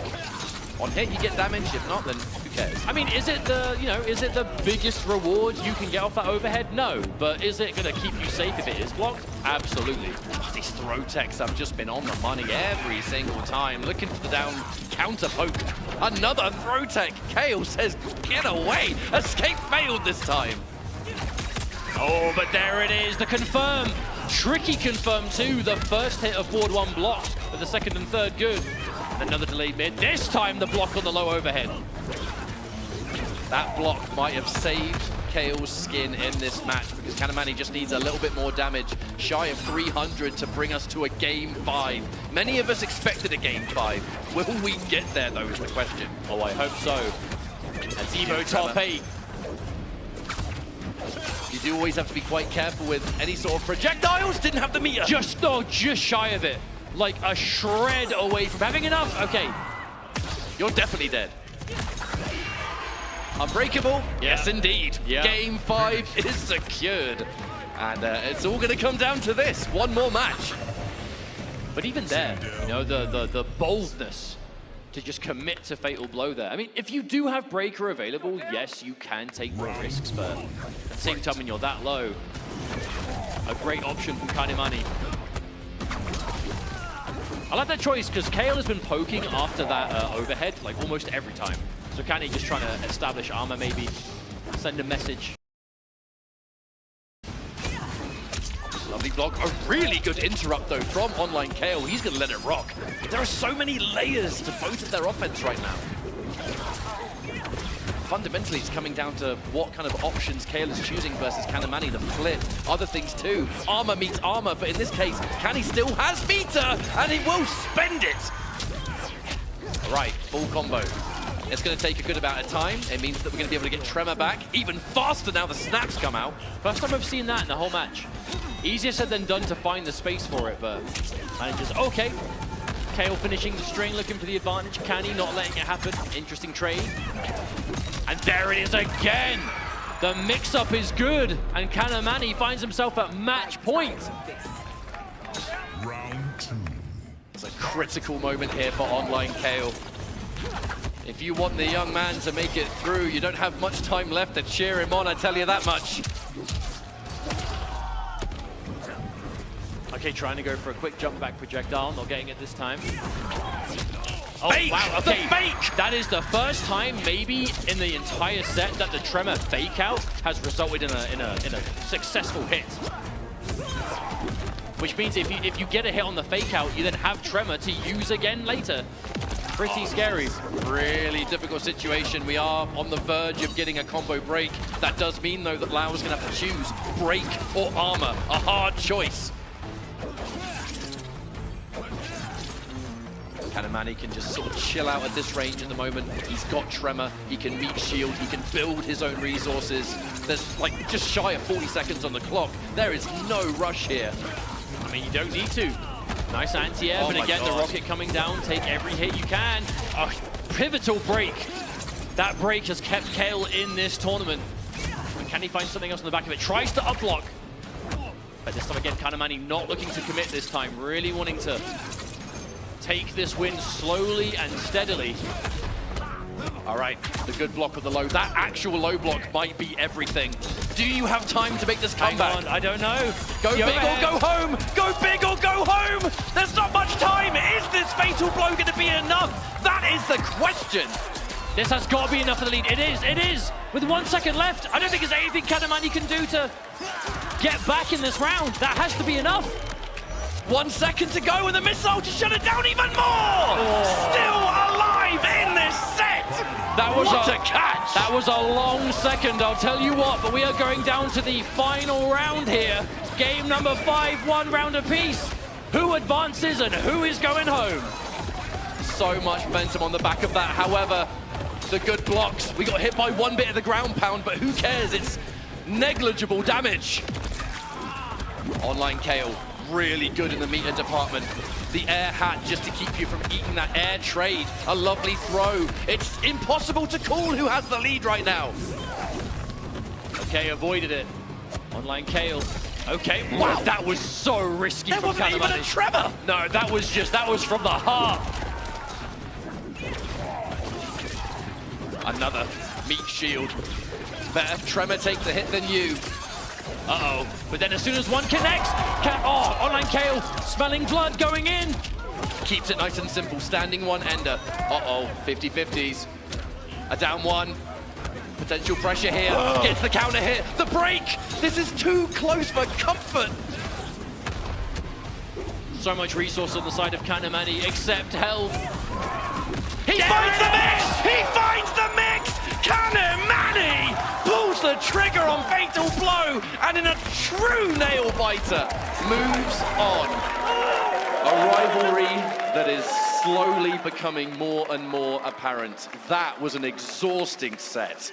No, that has to have been the ultimate sigh of relief for Kanamani. That matchup, we've seen these two play online, we've seen how close it can get between them. And then here they are again, doing the match in loser's bracket, but managed to pull it out, does Kanamani as he moves on. And what I think is the best set we've had so far today. I mean, we got to give our props here for Online KO. The journey that this young blood has had this year. His journey does not end at EVO. We do have final combat, of which he is qualified, and is Kanamani. Maybe they'll cross paths again, an opportunity for revenge next month. We're going to check out some replays here, presented by PlayStation Tournaments.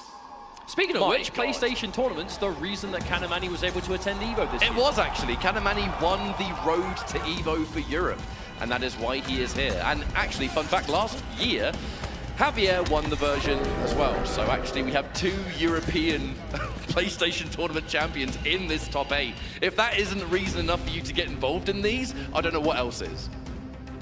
Well, the proof is there. Maybe you can also get top 8 yourself. Who knows? But man, what a set that was. Even down to the unbreakable finishes, the clutch extra timeout. That Fatal Blow may as well have finished off the round, and then coming down to the final mix-up. A very fitting end for that set, all things considered. And obviously a good show of sportsmanship. Would expect nothing less from these two. But GG's all round, and huge congrats to Kanamani, who will be advancing through in this bracket.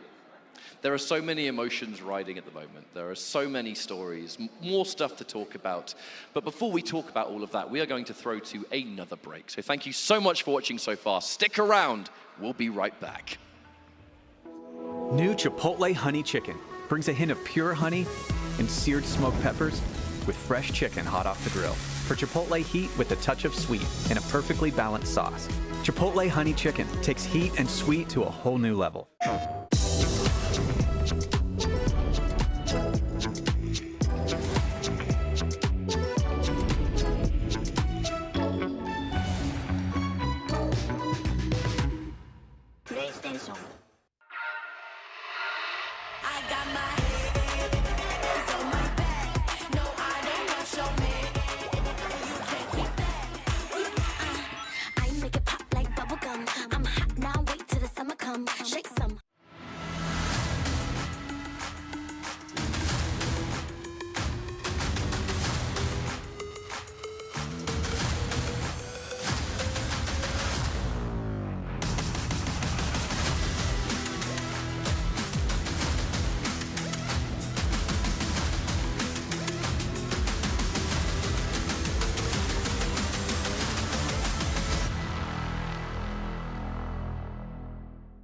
We knew pretty early on that the game was fun to play.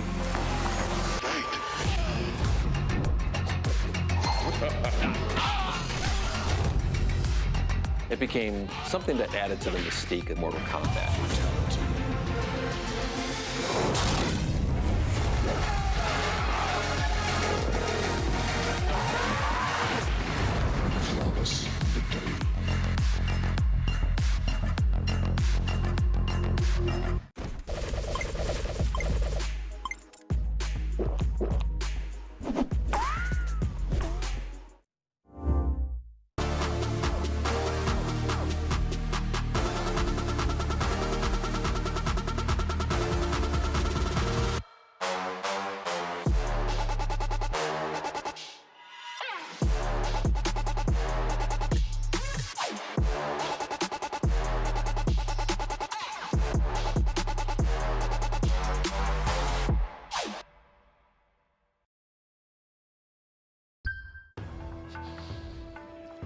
Welcome back, everybody, whether you're watching here in person with us or if you're watching at home. EVO 2025 continues now as we are in the middle of the Mortal Kombat 1 top 8 here at EVO Las Vegas. We are Ketchup and Mustard, and it is our pleasure to continue bringing you this action today. Here is the bracket for how the madness has ensued. We just saw a nail-biter of a match between Kanamani from EU and Online Kale from North America, going down to the absolute wire, and our next match is also going to be a slammer. Hourglass of Rain, MK Javier. But just look at these matches so far. What a top 8 we have had. You know, I'm looking at Hourglass of Rain versus Javier. Have they ever played before? I could not tell you. I would assume it had to have been like just Combat League. I know they've never clashed in any kind of tournament in the past, but this one's going to be quite the result. I have no idea how to call this one. I really don't. Because it's going to be difficult. But what I really love about this matchup, though, is that it is two true character specialists. You've got Hourglass of Rain, who is Melina through and through, and it's Javier, who's Scorpion through and through. So I feel like as we've progressed in competitive fighting games, the era of character specialist, it is slowly becoming a thing of the past. People like to have variety. They don't want to pick themselves in bad matchups. This kind of match is a treat.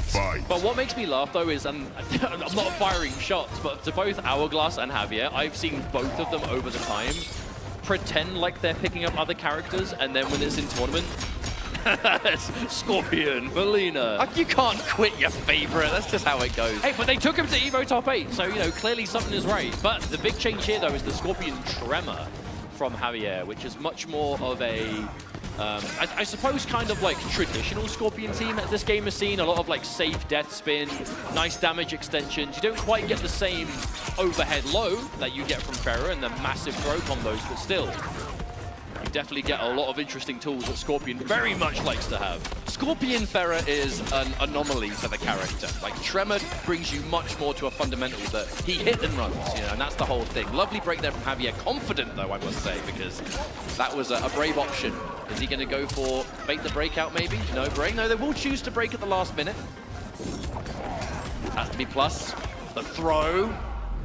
Bold business. Is it going to be possible to find a hit? Oh, I love that. A big risk. Yeah. A big risk. That right there is going to be a very important piece of this matchup that we will have to remember.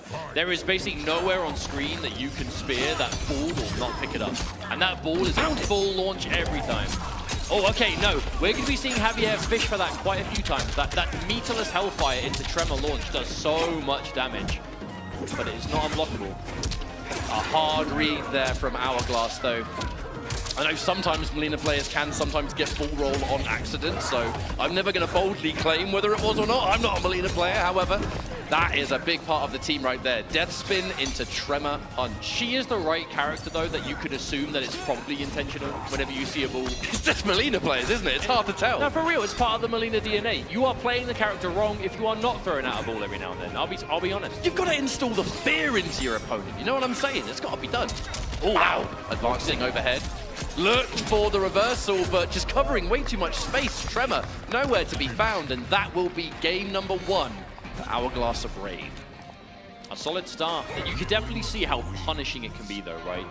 You're so motivated to go for those big rewards, whether it's a spear, whether it's a teleport, reversal trying to cover it with Tremor, but if it's not on point, Melina will make it hurt. Melina, I feel like, has been so consistently one of the higher damage characters in the game. Maybe not so much with the Kung Lao team, because this is much more of like a consistency above all else, but this character is capable of some big numbers. Ah, and there's the adjustment. This time we go for the ground pound instead, the longer reach and the quicker startup. Very down one heavy, though, and Hourglass ready to punish those. Any down one on hit from Melina, it's a decent position, right? Because you have the advancing overhead. You've got the instant low. Her sweep is plus on block. Most people don't really know that. That's why he backdashed afterwards. He was looking for a button, but he didn't want to get hit. Punish. Oh, big punish. That's the unfortunate kind of low projectile where at the range they're standing at when you throw it, it is safe, but they just dash beforehand. Oh no. The pickup. Javier looking for the low pokes. Again, these are two characters with some decent pokes on them. Melina's down 4. Her sweep, down 1, very strong. Scorpion's down 3. That's why we're seeing it established. Oh, and there's the layers trying to establish poke into special. Because if you start respecting poke into special, you can start doing poke into a lot more. Wow, just let it hit. Laid mid there, Hourglass. Again, these individual buttons, they have been hitting, but they're part of the stagger game. They're not really being used to connect. However, timeout territory, plus on here. The sweep, looking for all buttons here. Overhead, hang on a minute, though. Hourglass still has a chance. Ooh. Not so much after that whiff. Yeah, the second that whiff came out, Javier got the low poke, the frame advantage, pretty much a done deal. Well, I'm pretty sure if that down 2 connected, that it would have been enough to get a slight light lead. Either way, it was definitely an attempt. Didn't quite work out. Javier now in the driver's seat.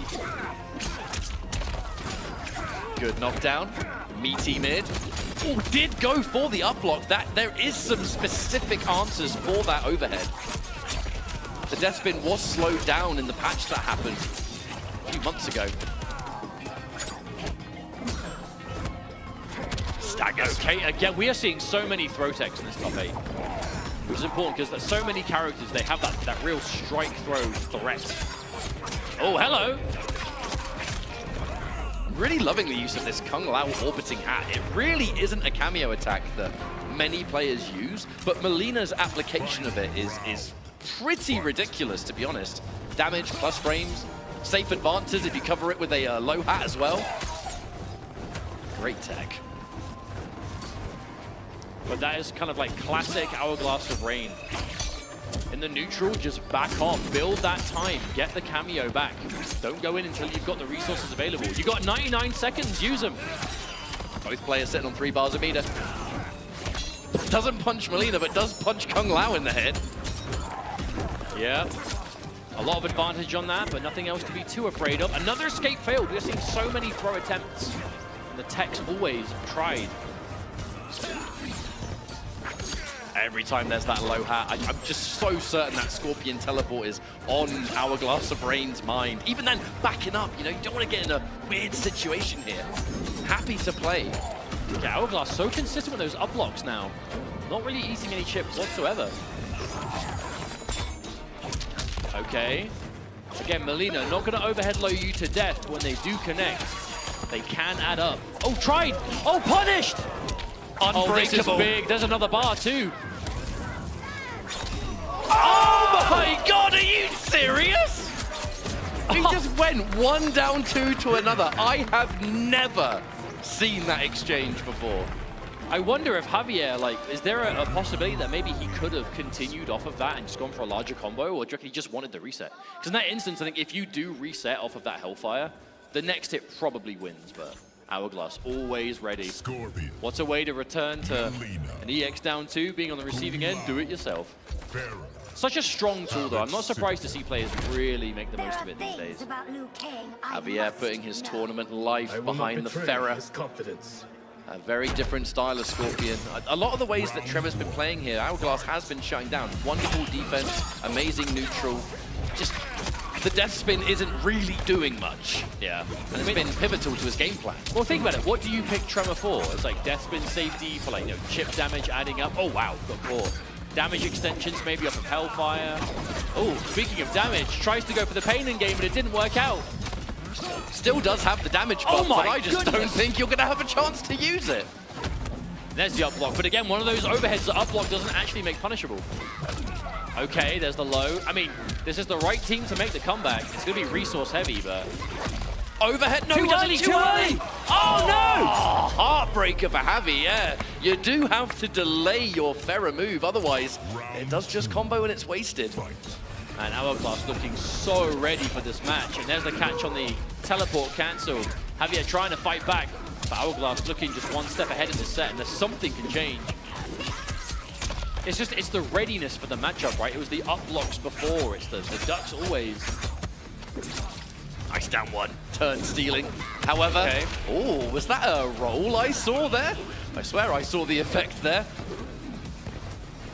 Hey, when Melina's sitting on Breaker, chances of a roll go up big time.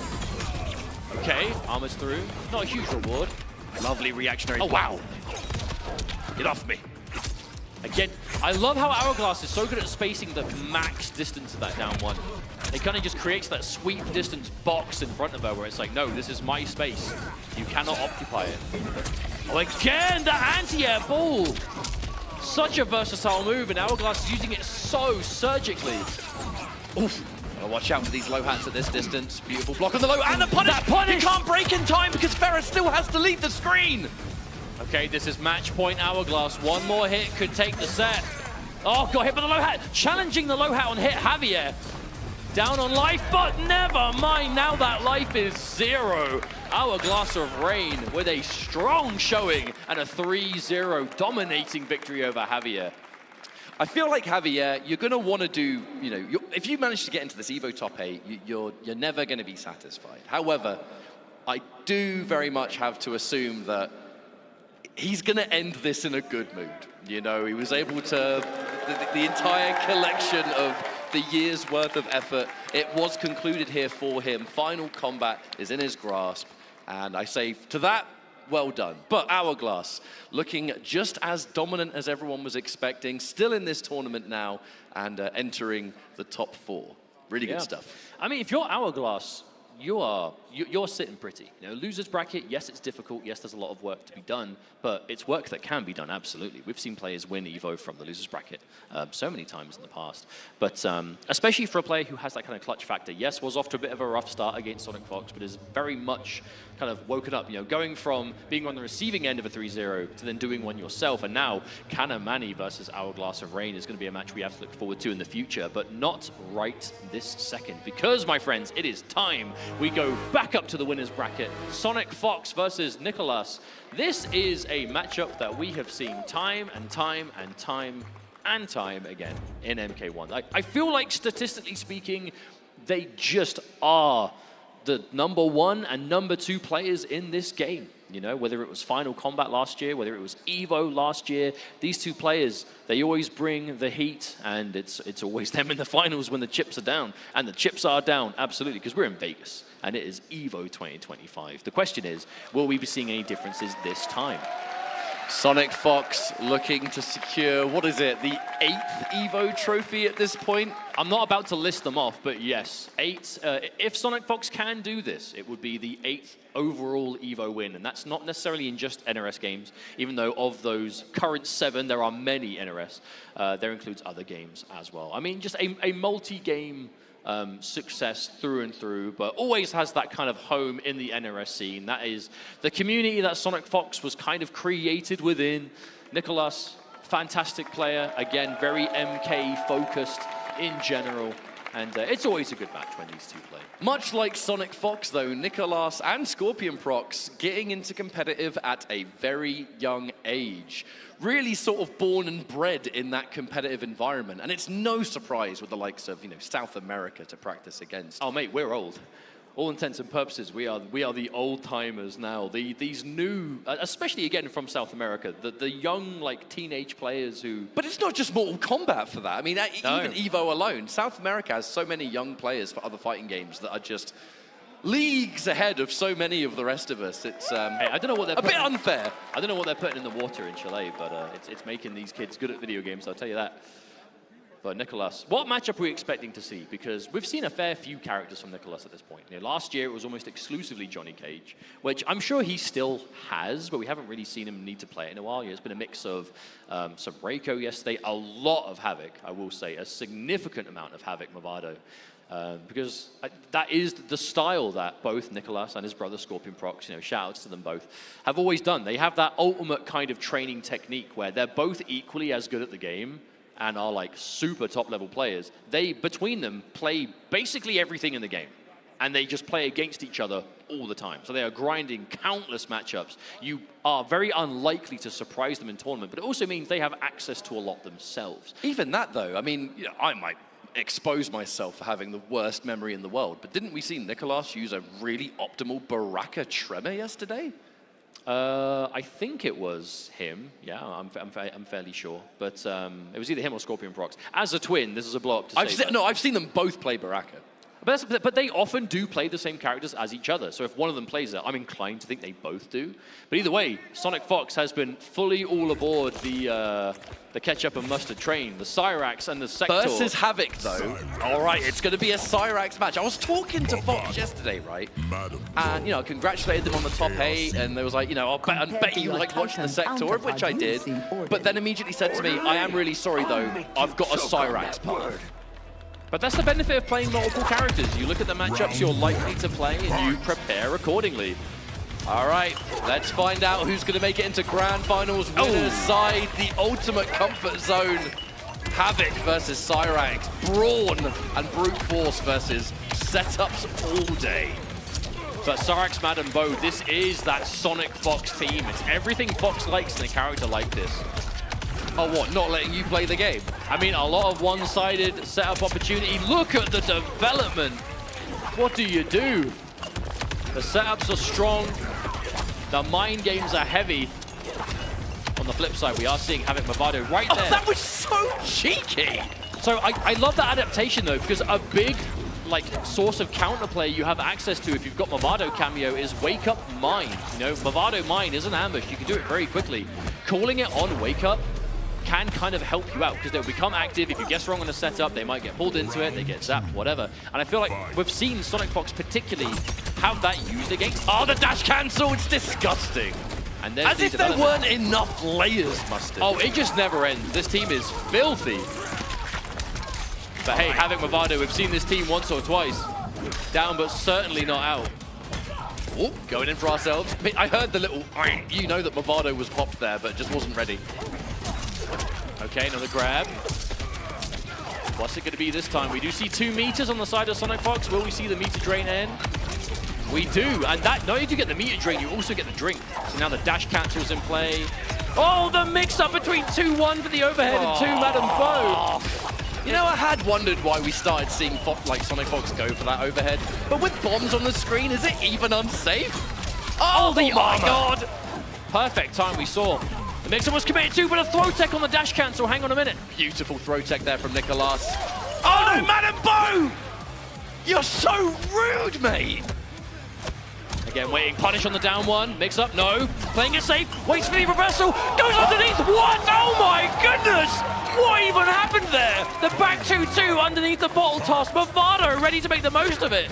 What was that? Absolute savage, Madam Bo. Just trying to hit him in the back of the head with a bottle. He's not even looking. Oh, hang on. Huge wake-up option, though, from Sonic Fox. Very greedy and punished. Okay, the dash-up grab. No fear. This is a really healthy, life lead for Nicolas. The only problem is, against a team like Cyrax, Madam Bo, is any life lead safe when all she needs is that one hit to start the trade? Oh, you can never get comfortable. That much is for sure. It can just take one hit to start the sequence. Well, in this instance, we see, oh, okay, the breaker is forced. This is good for Nicolas now, though, because that means there's going to be no meter drain threat, even if Sonic Fox can find the hit. But no, not going to happen. The trade, the whiff, punish! Don't be whiffing in front of me, says Nicolas. Huge catch there to start things off in a game number 1 on the board. But man, do you have to fight for it. These are two characters who I feel like you can never feel comfortable in front of them, because whether it's damage, whether it's mix-ups, like Cyrax is much more about that kind of upfront strike throw, and then obviously dialed up to 11 on hits. But Havoc is just so many strings of overheads in them, where that low nether snatcher is a threat, the mine for extensions of low grabs and strings. So much to be looking for at any given time. Oh, wow. Nice catch. Delay wake up just to avoid that Neoplasm. A really good read on that grab. Sonic Fox now engaged. Starting to mix again. But a very dangerous grab for Nicolas to go for there, you know? Back 2-2, either the low or the grab ender. They both get really high reward with Movado, but you need the mine to combo off the grab. So if mine's not available, you're effectively risking yourself for quite a low reward situation. Pushing us into the corner, however. All right, back in a bad situation. Take all the meters away, nothing left. Goes in for the low here. Oh, I love that attempt. Maybe not quite the... Oh, wow, okay, no. Look. That was as good as it could have gone right at the end. At least you're not in the corner no more. But we did see an interesting attempt there from Sonic Fox. There are some setups. As soon as you've kind of established that layer 1 of the bomb mine game, you can start doing like different distances of bomb into like the back 2-4, so the low that you fake out the overhead. And then even though you don't normally get a combo, it will pick up, but not going to see it this time as a huge opening from Nicolas. Starts things off with a 430, the mix is wrong. Overhead. That's another hit. That's like 2 400s back to back. And there's EX Neoplasm. How do you deal with it? You do not. Wow, that was Movado into Neoplasm. So that was Movado just holding you in place. Right. Cyrax, where do we go from here? We've got those 3 bars again. Madam Bo, half of it is used, but not the worst cooldowns in the world, to be honest. Dash cancel, again into a lovely throw tech. Always ready. Oh my goodness! Madam Bo, you're just standing there, help! That was down 4 into launcher on a hit. That nether snatcher goes so far, huge reward, but it's rare that you see... Disrespecting the plus frames, Mustard. You gotta respect the frames, mate. But it's rare that you see poke special both connect on hit. Normally if the poke connects, the special is blocked, but such a late cancel window on that long leg of Havoc. Ooh! I couldn't even see it. Oh, underneath. Ready for everything and... I'm not even gonna bother finishing that. Any option, any option, come on now. But is it a surprise that Nicolas has that preparation, that readiness for everything? No. Exactly. This is a prepared player, always and forever. But starting things off 2-0. Will we see a full comeback? We have to. Still choosing to go in with the Cyrax. No matter what. But hey, I was told this is a Cyrax hard. Oh no, a dropped combo from Nicolas. Gives Sonic Fox a big opening. But we have to remember, folks, this is winner's final. If you win this match, you're in Grand Finals winner's side. What a safety net to be sitting on, especially at EVO. And the difference, the flip side, having to make it all the way back from loser's side. There's the armor. I respect that. And Nicolas on the winner's side Grand Finals is going to be absolutely terrifying. You're going to have to do the unthinkable if you want to be able to take him out. Good plus frames. Unthinkable, but not impossible. Madam Bo. Very difficult. Oh! The trade? Yo, she is not playing fair. She's just constantly hitting you in the face. That's not martial arts, is it? Nah, she's just getting in a bar fight. Oh! Hang on a minute, wait, the roll. EX?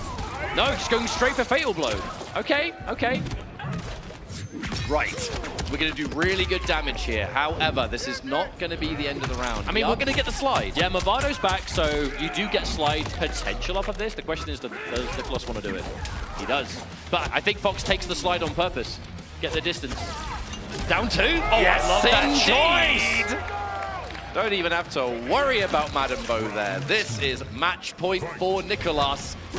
And this would be a extremely dominant winners finals. Not the result many would have expected, I would say. Uh-oh, Movado. That's a rough start for Sonic. All right, plus frames. The Nomad touch.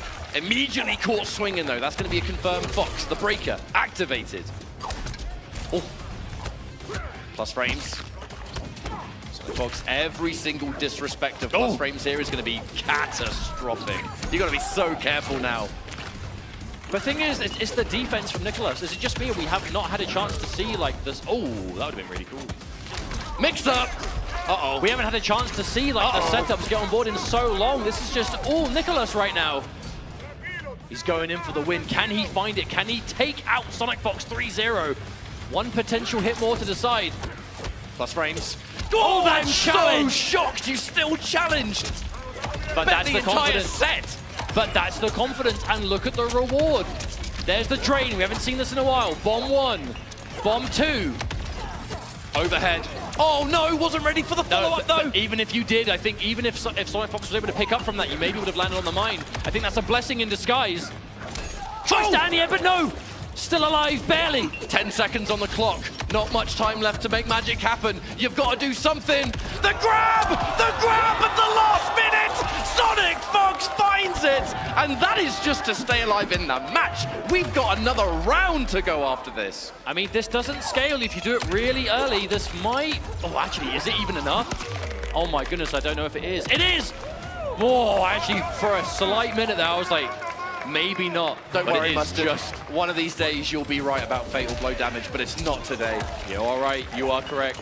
But that does keep Sonic Fox. And you were just saying, every disrespect of plus frames could be punishing unless it works. And that entire sequence was started off of disrespecting frame advantage. But Fox is the kind of player who will do that. You can't play by the book every time or you become predictable. And there is no one less predictable than Sonic Fox. Full combo from the throw tech, but because it was a throw tech, scaling massively. It's not going to save you from the meter drain or the situation, though, so who cares? Plus frames. Good block. The layers, it keeps going. Recovers in time. The mine. Okay, out of the setup, but still back to the wall. Got tons of health. Oh my goodness! So brave to commit to that. No mind to make it count. Hang on a minute! Cornered. Wait, that's going to hurt so much. That's going to hurt so much. And Movado is left. It is getting spent. All right, knockdown. Scary situation. Unbreakable down 2. Once again, not enough to win, but the meaty button is going to keep Sonic Fox alive. That was so close from being a disaster. What utter confidence to just wake up uppercuts for the amp, for the unbreakable, and for it to work, and it counter hit. How many of these down 2 jump cancels have just been paramount in this top 8? No, that was on the back of a pretty miraculous turn of events for Sonic Fox there, but it was a turn of events that was crafted in the moment. Those decisions, oh my goodness. Sonic Fox staying alive, I cannot believe it. I for sure that was looking like a 3-0. Completely and utterly, but not gonna happen. It did look like Nicholas took a moment there. Oh my god. How often do you see that move get armor broken? Okay. Sonic Fox online. Wake up roll! Okay. That's an option and a half. Big reward though. The mine is good to extend.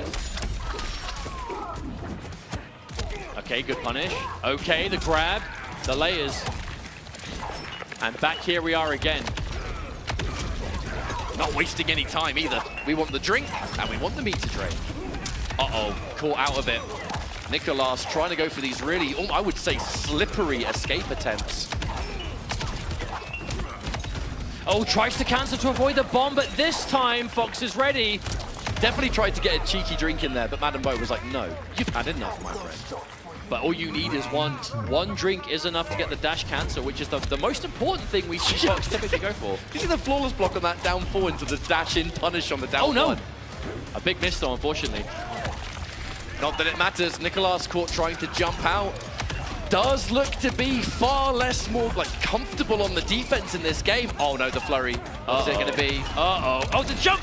Finds the way out. That's the first time we've seen someone escape that setup, but no. Immediately he has to break. Oh, the grab. Not enough cameo for the Movado mine, however. Gets it again!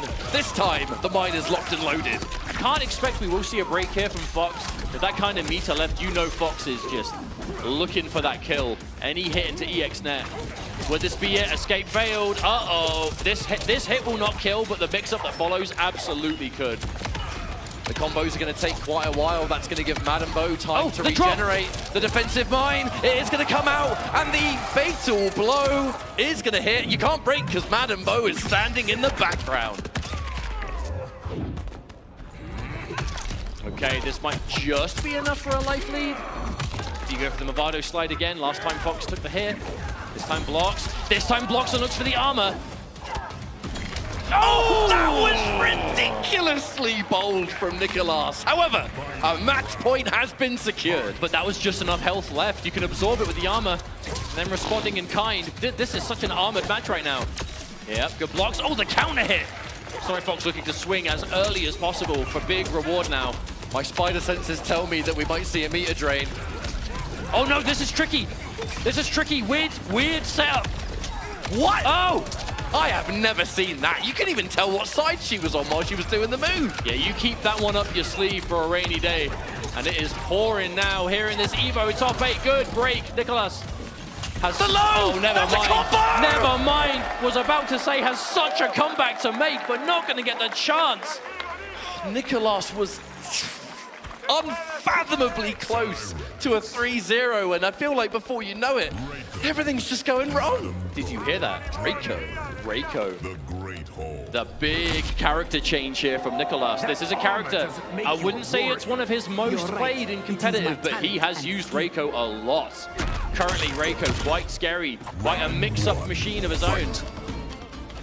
But we're betting it all on this game 5. A brave character change as well. Nicolas did go up 2-0 with the Havoc, but decides that now it's time to change things up. Really good block. Really good block, but a bold choice from Fox. Going for that mix-up without a bomb to cover them. Beautiful tech as well. Nicolas looking for it. Oh, get him right in the face! Oof. Hey, if she don't want to get kicked, she shouldn't be standing there. True, she did put herself in that situation. Oh, confirmed. Launch. And Tremor is back. Hurt so good. Oh, not this time. Not this time. No. Nicolas has been on the receiving end of a few too many of those comebacks in this top 8. Refuses to be flustered. Refuses to be stressed. This change to Reiko just looking so clean. All right, Breaker has been forced out. Sonic Fox, the match point for Nicolas once again. Obtained beautiful jump. You live by the sword, you die by it. Those grabs so rewarding, but when they whiff, you're in trouble. All right, here we go. More mix. Again, the throw tech, it's going to scale the combo, but at this point, it just doesn't matter. You just want the momentum. You're still building meter doing all the bombs. Oh, try something big with the reversal tremor, but not going to work. Oh my good lord. Here comes even more. Right, what's the mix going to be? Here comes Madambo. Again, that bottle used just to cover a jump out. Okay, we're going all the way. We're going to Game 5 catch-up final round. Winners finals. Will Sonic Fox be able to seal it on this full reverse 3-0, or will Nicolas be able to stop it right at the very end? Oh, huge. Try to cover it. Just keep things safe. Big overhead. That down 4 very almost caught. The bomb plus frames. Again, challenge the frames again. Oh, the dash-up grab is good. Yeah, you have to break there, surely. But now we are back down. No meter. Oh, the interruption. I think Nicolas was maybe delaying there, trying to maybe confirm that standing 3, but took a little bit too long. Sonic Fox says absolutely not. Challenges, finds the 2-1. The meaty mid as well. Good blocks. An overhead comes out. Reiko. So many mix-ups at close range. Look for the whip punish. Get out of here, Madam Bo. I've had enough here. I've had enough here. No, there's no tremor. There's no tremor, but there will be at the end of this. All right, what's it going to be? Strike or throw? It's going to be armor. Neither. Down one punish. And the mixer! No! Oh my God. Flawless block. Last breath is barely here. Fox finds the hit. There's barely any health left. You have got to make this count right now. Okay, this hit doesn't kill, but you have the meter drain. You have the strongest setup. Wait, no, we're cashing out. We're cashing out on damage. Okay, wait. Surely this doesn't kill. I know I'm wrong all the time, but there's no way this kills. It's not. Look at how little damage it's doing. Sonic Fox went for fatal blow instead. This is going to be a scary situation. What is going to follow? Went for the flips. Oh, went for the flips! What a decision at the last moment. Sonic Fox, the miraculous play at the very end, and clutches it for the full Game 5 reverse 3-0. Oh my days. Production, can I ask you a really important question? Can we get an instant replay of that? I think we're all dying to see it in slow motion. I mean, there had to have been a real specific reason that Fox wanted to fatal blow there, and that was such a deliberate follow-up. That was, you have thrown everything and just the kitchen sink is left. You know what I'm saying? And that right there was one hell of a kitchen sink, and it worked out. My goodness, I mean, look at this. There it is, the flurry. On the grab, grab. That was the one and only time we saw that in that entire set. The one and only time, and that was the time it was most important to do so. Oh my goodness. That is why it's important to have as much tech available as possible, right? Lab everything you can. Don't show them everything too early, because you never know. You might be in a Game 5 full 3-0 reverse sweep comeback, and you just need that little something that they maybe haven't seen before. But I tell you what, we've seen it now, and it was enough. But we're going to throw things over to Persia on the stage, who's going to continue the festivities. Take it away. Thank you so much, guys. How are we feeling so far? The energy is amazing. The matches have been immaculate, and we still have more to come. But before we do that, let's have a little fun. We are going to introduce the EVO Connections Trivia Challenge presented by AT&T. And for those at home, you can also play along by using the chat commands and try to get your answer in time, because you at home can win some prizes. We've got cool stuff from the EVO online merch store. We got stuff from Nacon, like the Deja Fight Stick, and you can even get a Rig headset. So a lot of cool prizes for those at home. So let's go ahead and get right into it.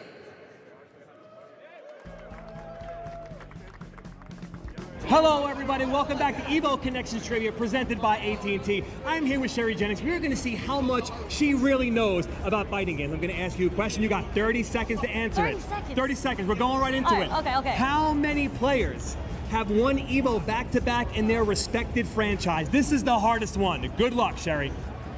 All right, so I'm going to go for Justin, Sonic. Let's hear what you're thinking. Tell them what you're thinking. It can't be that high. I feel like it's got to be like below like 4. But it can't.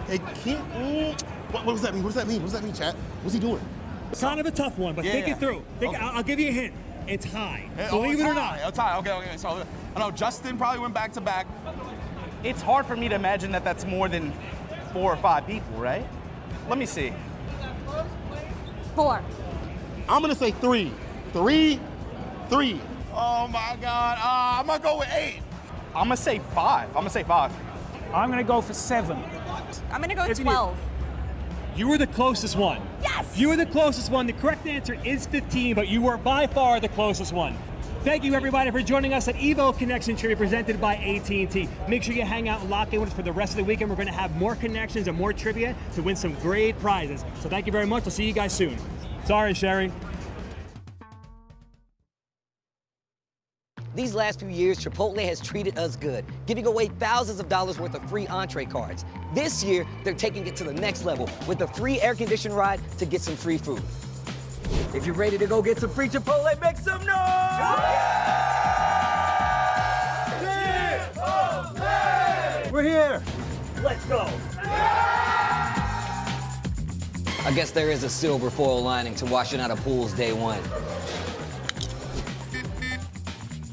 Well, Vaya is laughing right now.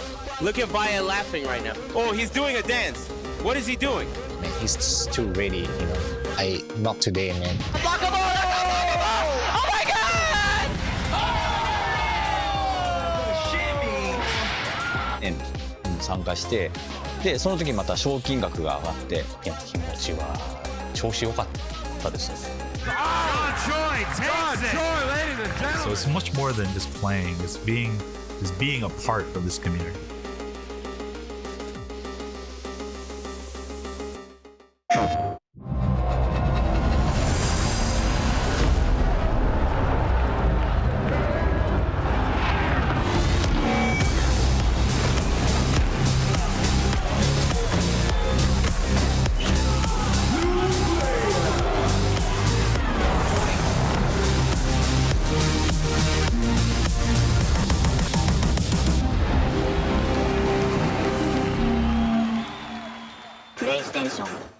All right, Jay, you ready for this block? You already know. I feel like we've been killing it lately, and everyone's been loving it, but we gotta let the people know where we're gonna be at. Let's just do the meme real fast. You know, my heart meme, get the engagements and everything like that.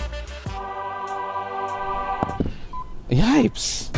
So, you understand me. It's not about the engagement. I'm just always thirsty for a drink, especially for this White Claw Zero Proof. Yeah, but that was corny as hell. But I'll drink to that. Cheers. Cheers. Yeah, I'm thirsty.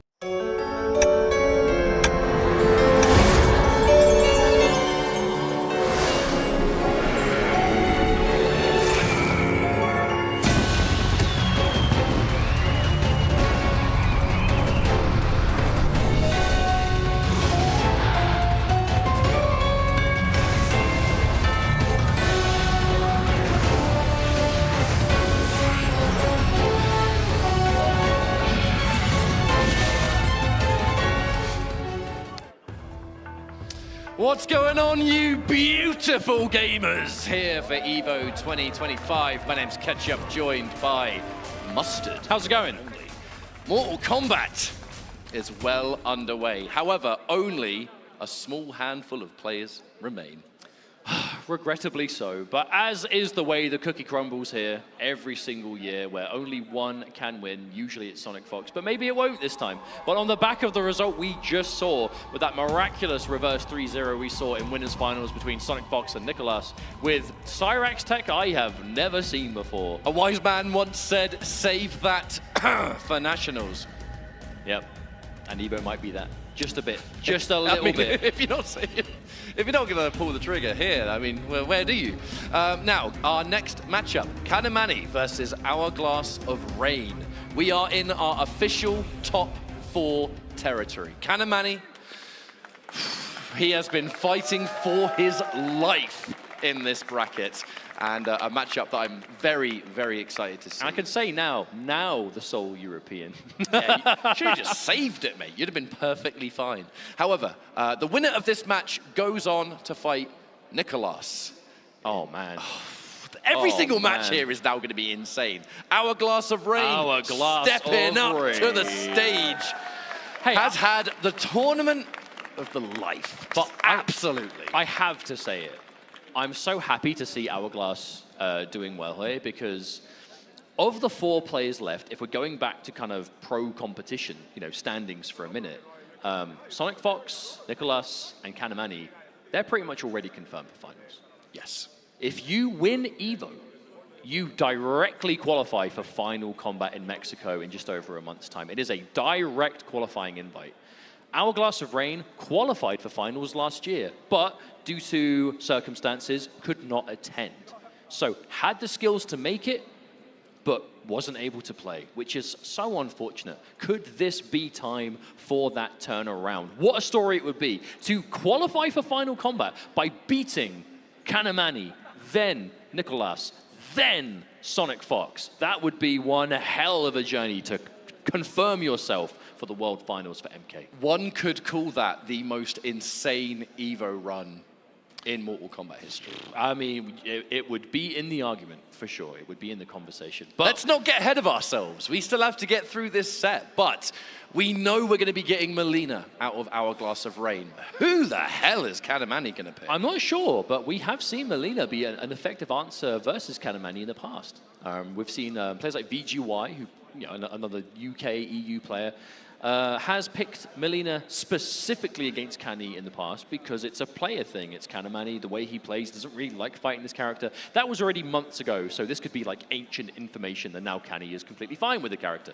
But either way, in the button check, we are seeing Johnny Cage. So that is another character that Kani has. I don't think he's played it in EVO yet, but it is a character he has available to him. He is low-key one of the best Johnnies in this game that we have seen. I know that Melina players often don't really like the Johnny Cage matchup. That is a good point. You know, there's not a huge amount of Melinas in Europe. The one that we all know, and the EU side being Nuji, who will no doubt bump into Kanamani all the time in Combat League. You know, you hear a lot of Melina players say Johnny Cage is rough. It really is. But it's the punishable down one. Yeah, that's the main thing that is difficult, I would say, on face value at least in the Melina. And it is going to be Johnny versus Melina. Goddamn, we're smart! So Melina's down one, so good. We've seen Hourglass of Rain use it surgically in this top 8 so far.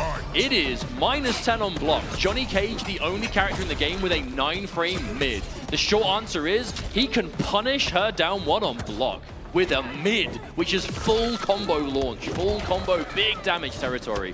So defense with Melina, very difficult against this smothering presence that Johnny Cage brings to the table. I love that Hourglass of Rain did try the down one roll, because that is what was just ruining Kanamani's day at Vianality top 8.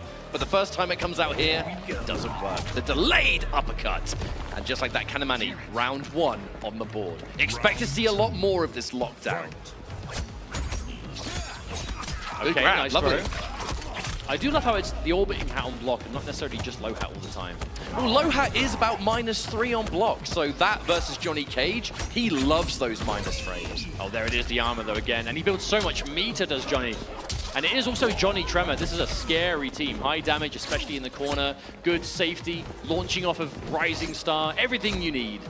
Back to standard health too. Johnny Cage no longer a lower HP character. Good use of the armor there. Bold use of the armor though, as now no breaker. Whoa, cheeky, cheeky. Right, there's the immediate 2-1 string. It's just everywhere. Everywhere Melina puts herself minus, but like safe. Terrifying against Johnny Cage, because that's all he needs to start the party. Doesn't even bother. Fakes it out. Like, it doesn't necessarily mean that Tremor's going to actually use a move there.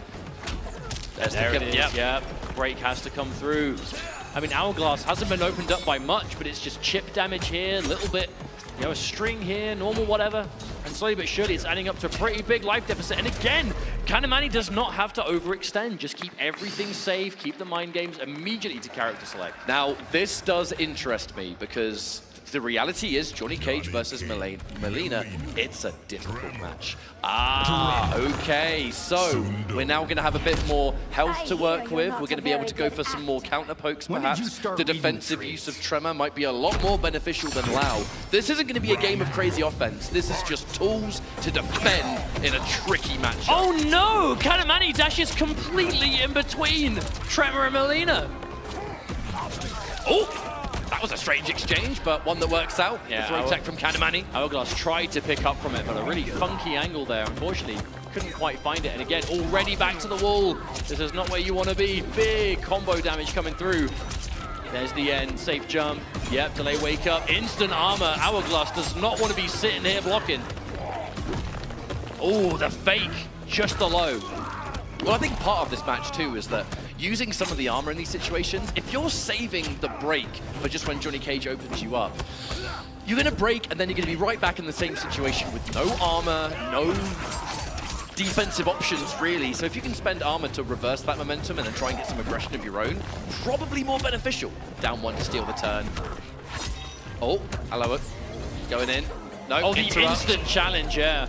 Normally, I think you only will tend to see Melinas do that install on block off of like standing 3 for the advantage, but at the end of the day, it's not like plus a million. Pretty severe problem though, Mustard. That install means Fatal Blow is gone. It does indeed. So no more Fatal Blow. We know Melina gets access to some nice damage if she confirms into it quick, but no longer going to be an option. And I feel like we've spent this entire match just in this right corner. Oh, no. Flawless block just to shut down any opportunity to come back here. Letting it rock. These down ones. I mean, every down one that Hourglass of Rain is doing is a massive risk, but you have to. You can't not try. The advancing, another down one. But again, every time you press down one against Johnny Cage, you're technically taking a big risk. There it is. Oh, no, couldn't get the punish in time. But what do? Do you just never go for your fastest crouching? There's the punish! Yeah. Do you just never do it? Do you just accept the fact that it's going to be difficult? Because it's an important part of the defensive game, is to be able to use your fastest poke. God, so many plus frames! Oh my good lord, Manny! This Johnny Cage has been the correct choice so far. Hourglass of Rain is in a really tricky position because clearly this is a rough matchup. It's a smart pick by Kanamani. But when you are a specialist, what do you do when you encounter what could be your character's worst match? You do your best and you adapt. We need to see Hourglass of Rain try something here, but it's so much easier said than done. All right, we get a significant knockdown. Okay. Fakes out the overhead, and we are going to get a full combo from it. This is more like it. I think that was one of those unavoidable situations. One of those kind of like ground pound off the start of the grab. It was really quick. But... Side switch, that's really bad. Delayed wake up to completely crush that jailing safe jump that it would have been. Shows the respect there. But that could be an interesting adjustment though for Melina with maybe more poke special with Cameo covering it. It's expensive, but tried. Yeah, not going to be able to get a clean punish there this time on that fatal blow. A weird mind game on the back of that, but Hourglass of Rain. Okay, here we go. Okay. Oh no, you're going to get hit! You're going to get hit! That was far too active, and the install is going to pay for itself. Hourglass of Rain around on the board and not out just yet. And again, okay, this could be the beginning of something magical. Just being able to put the shoe on the other foot. I am now the one that is rushing you down. Eat my overhead. Oh, no. Oh, God. At least we had a breaker. At least we had a breaker. Oh, but even from there, that wasn't even like point blank. But that knee, so fast. 9 frames. Fastest mid in the game. Plus frames, lay it on plus frames. Yep. Oh, there it is. Down one hits this time. He goes for it again. Oh no, and it works! Oh, that's going to be a really good situation for Kanamania. Yes, I know you've got less than 10% health remaining, but you've got meter, you've got tremor. You absolutely can make this comeback happen. The block. Oh, what a choice! Armor at the perfect moment, keeping Hourglass of Rain alive. And such an important match, even though this matchup, there are serious problems for Melina in it, not unwinnable, as Hourglass of Rain is proving before us right now. No, but the interruption. Tremor just ate that. Beautiful flawless block though, that's going to shut down a lot of this block string situations. Oh my God, that's not even the first time we've seen that crush the low poke of Hourglass of Rain. Looks for the counter poke. Yeah, now that, I mean, the counter poke, it exists to try and bait you into punishing down one. That's why he's taking the risk. Well, you have to think, is it possible to be patient for the counter poke special as well as punishing it by itself? I'm not sure, but regardless, Kanamani on match point now. But a full bull roll, that was from the heart from Hourglass of Rain. And it was good. Bull roll versus shadow kick. Johnny Cage's poor foot. Let me tell that one bent the wrong way. Either way, that's a hit confirmed. EX Rising Star. Yeah, he does deserve it. Down one, again, plus frames, more plus frames. The stagger, the flawless block. I mean, that is the first time Hourglass has finished that string, and Kanamani immediately flawless blocks it. Yep, the patience. Oh, and Tremor got hit. You can't break. Tremor got hit, which means Kanamani finishes off the set 3-1 I mean, a very intelligent character choice there, right? That is the benefit of playing so many characters. Kanamani's been playing the Sindel. He's been playing the Homelander this weekend. But a character that he plays a lot of that has been noticeably absent, the Johnny Cage, unless the time is right. And it absolutely was there. Give it up for Hourglass of Rain, though. What a journey. Went in with the most to gain, I would say. Just a crazy amount of expectations. Lots of people, I think, kind of putting Hourglass of Rain on a pedestal, whether they liked it or not. For good reason. Yeah, exactly. Very successful in the online space. Like I said, did qualify for Final Kombat last year on the back of the online regional finals. And making it happen here with some big names in the body bag along the way. So huge shouts to Hourglass of Rain. But that does bring us to our top 3, and within that top 3 different regions are represented. Sonic Fox from the home crowd of North America, Nicholas from Latin America, and Kanamani of EU. Hold on a minute. Now, I know everyone has a kind of opinion on this kind of thing, but do we not have right now the best in North America, the best in South America, and the best in Europe, all in the top 3? That is true. If there is a Statistically discussion over the regions, it's going to get settled today. I mean, you have the champions, Kanamani. No pressure, lads. Statistically, the strongest player in EU, you know, the most unstoppable, seemingly untouchable in EU events, online and offline at the same. Nicholas, from such a stacked region, right? This, especially in this year, season 2 of Pro Competition, how many players, you know, these young guns and the familiar faces who have just been at the forefront of competition, and there he is again. You know, Nicholas is just standing atop the mountain, and I mean, what can we say about Sonic Fox that has not been said a million times? No words needed at this point. Yeah. The statistically strongest player in North America, current reigning EVO champ. I mean, yeah, we have the best of 3 regions left in this top 3, and only a few matches left to go. So, strap in. I hope you're looking forward to it. Honestly, while we're setting up this game, I just want to constantly reiterate, you know, appreciate you checking this out, stopping by. Mortal Kombat has been an absolutely wonderful tournament this weekend, and I feel like it's resulted in the perfect top 3. Many, I think, fans and viewers out there would have assumed this could have been the top 3. I think if you were to sit me down and ask what I thought it could be, I probably would have written this. In what order, I wouldn't know. Although, you know, I am biased and corrupt, so I'm gonna root for Kanamani. We are in America, so the odds are always against us, especially with this forever boisterous crowd here for EVO.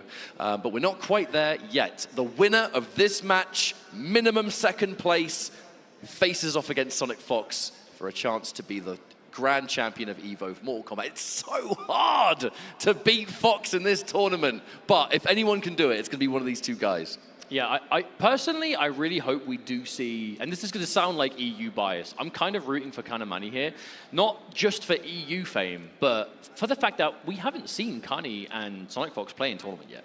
That's why I want to see it. And that we is haven't seen them play yet. No, but for real, whenever I've seen, especially EU supporters talking about, you know, Kanamani going to EVO, the possibility of matchups, it's always, oh, Kani versus Sonic. Want to see Kani versus Sonic every single time. And we are so close to maybe being able to see it here. But in Kanamani's way is, again, the juggernaut of Nicholas.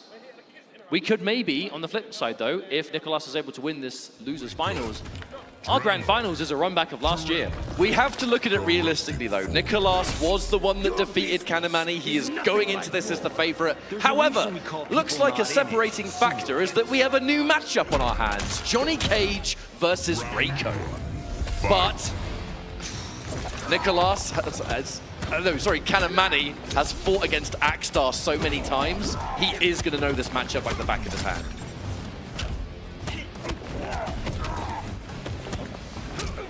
All right, immediately challenging the frames of that down 4.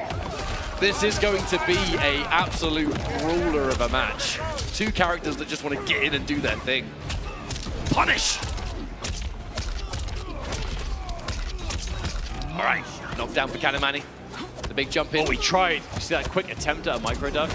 Quite bold to go for micro ducks in the face of Johnny because he's got that forward 3, always such a huge threat, or just down 1 itself.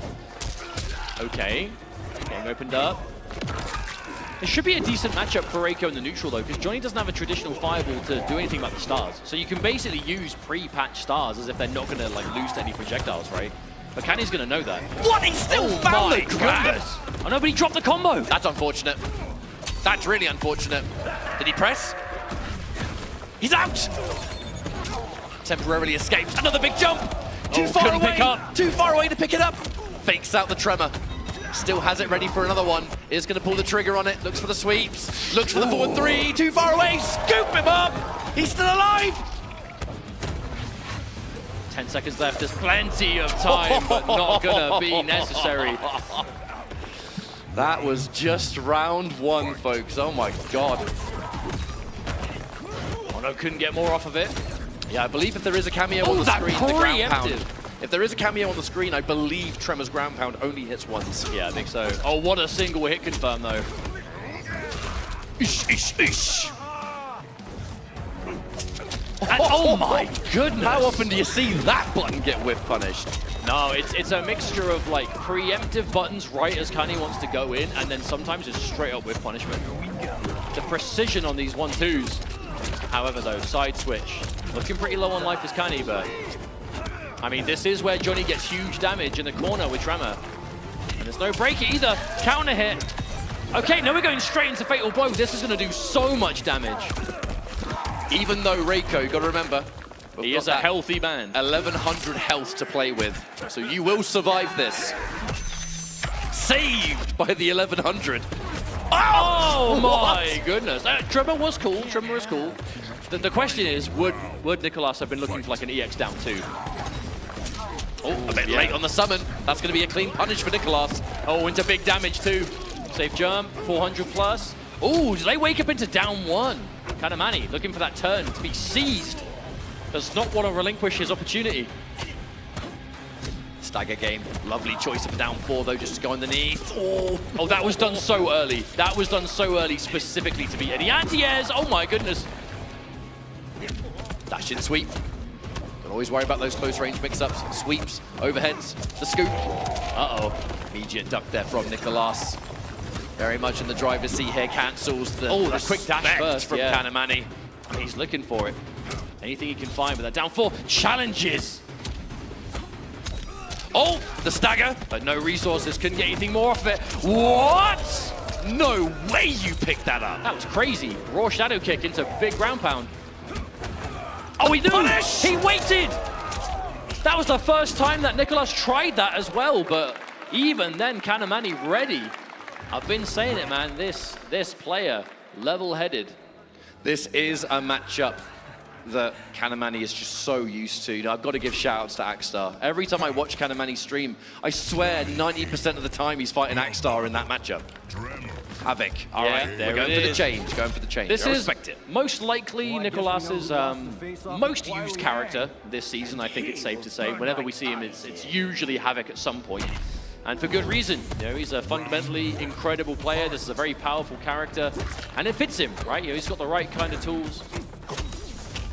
Pushes his way out, away from the mine, out of range of the vacuum distance too. Yeah, this Johnny Cage is looking pretty solid. I mean, we have to remember, you know, back when this game was new, Johnny Cage was Kanamani's original main. But you know who else made Johnny Cage at launch? Oh yeah, I mean, don't need to remind me, bro. Yeah, that's what I'm saying. It would be somewhat poetic should Nicolas fall to Kanamani's Johnny Cage here, considering that is the character he used almost exclusively last year. But the game is very different from then to now. But what is the same is Kanamani's corner pressure, relentless. Yo, this Johnny Cage has just been in the back pocket this entire tournament. Nicolas getting overwhelmed by it at the moment. The down 1's just knowing when to wait for it, stealing the turn. The micro game that is at play and the confirms as well. Kanamani. And with the hype mode as well, not quite enough to get the full activation. Yeah, we're like 2% off. Oh, what a decision. That Perfect kind of punish. exchange is exactly why the jump cancel existed in the first place. Oh my God, almost 500 for it too. Man, you're gonna be feeling that. All right, Kanamani gonna hold on to the meter. There's a possibility you might just get 3 touched here. Okay, we get the crouch. Yeah. That's gonna be a hit confirm, EX Rising Star. The crispy little ducks. Oh, the patience, Kanemani. Regardless, and again, the fatal blow. Another big bar of red incoming. But I mean, you're going to get knocked down. You're going to have to deal with Johnny Cage, his plus frames, the fact that he's got so many situations. I mean, Tremor's going to be back. Yep, there he is. I'm looking at Tremor. Spent to begin with. Yep, counter poke, fakes it out. This time spends. Okay, challenge, and oh my goodness, what? Down 2 on a hit, Kanemani from the gut. We're feeling it. That was a straight out of 1992 uppercut right there. Hey, we've been seeing people in the MK Trilogy booth have been doing that. Tell me about it. Ooh. Okay. Now the shoe is on the other foot. In winners finals, it was 2-0 in commanding fashion for Nicolas. And then we saw the comeback against him. Now he has to be the one doing the comeback as Kanemani is 2-0 in the lead. Not only waiting for these down ones to punish with his own down one, he's flawless blocking them. But that's one of the more impressive things about Kani is he gets so low on health and he's got to make comebacks, and he is just the same as if he had full. You know, he just does not crumble under the pressure. Oh, huge! Big mix up there, the ground pound low, the jump kick overhead. Yeah, this is Johnny's house as well. He's got that advantage. He knows where everything is. Because I'm just going to kill you next to the microwave real quick. I was about to question a microwave being in the living room, but it is Johnny Cage. I don't think there is. It's just one giant room, isn't it? Pretty sure I can see an air fryer in the background. Oh, God! Wait, match point? Are we seriously seeing match point losers finals? Kanemani over Nicolas? This would not be the result I expected. However, that sweep is going to shut down that low poke attempt. No, I think we know better than to call this match already. Absolutely not, mate. We're talking about Nicolas. The best Latin America has to offer. All right, the immediate breaker. Johnny Cage, there is one thing this guy does. It is build an astronomical amount of meter, especially with the tremor threat. Like okay. Huge opening. The tried and true. Okay, there it is. That's got to be the round, for sure. Okay, Nicolas is alive. Refuses to go down 3-0. We said before, he was on the receiving end of a reverse 3-0 before. Now he has to be the one to do it. We know he's got what it takes, but can he do it now? Plus frames. Looks for low poke again. Oh, too early. Yeah, too early on the lava burst. I like this immediate change. Nicolas is no longer going for the down 1, he's going for down 3. A bit more range as well. Okay, challenged. Mine, keeping it safe. Block string, good block on the mix-up. Oh, trickiness, but Nicolas is not biting. Oh, no! Didn't get it in time. The up block! The one and only time Kanemani does 2-1-2 on block, and Nicolas is already prepared for it and is looking to bring this one back. This was such a dominant showing, but piece by piece. Oh, the whip! It whipped! Mate, you pulled your own arm off. You should know how far it goes. But there's a huge break, and suddenly things are looking a lot more realistic for Kanemani in this round. That fatal blow is back. The next confirm could do it, but no! There's the mine. There's no break either. This has got to be enough, surely. Okay, it is. We are not finished, ladies and gentlemen. Losers finals continues. Now, Kanemani does find himself in a tricky situation because this was the character that he struggled with. But he did win 2-0. He now has the advantage of the final change should he want, but it doesn't sound like he's doing it. It sounds like he's gone to Homelander. No, he's definitely gone to no, he's gone back. He's gone back. My mistake. But again, just take that moment. It's Evo Losers Finals. You've got a few moments in between games. Fight. Okay. Let's see if this change to Havoc is going to be what it takes. I feel like that first hit bonus is so incredibly important for Havoc because he doesn't need meter for his game plan, but Havoc with Breaker gets to go wild because he can take risks and obviously break if he needs to. Okay, already an adjustment. More of that crystal armor. Probably quite good on Johnny Cage as well. We've seen it with the Sindel before, but... Oh, we're out. We are definitely out of there. You basically can't be hit with anything substantial and you're just endlessly going for pressure. Oh, what a tech. Very hard to grab, Nicolas. The throw techs have consistently just been on the money almost every single time. Oh, wow. You just completely jump over him? Like, what is it, a 2D platformer?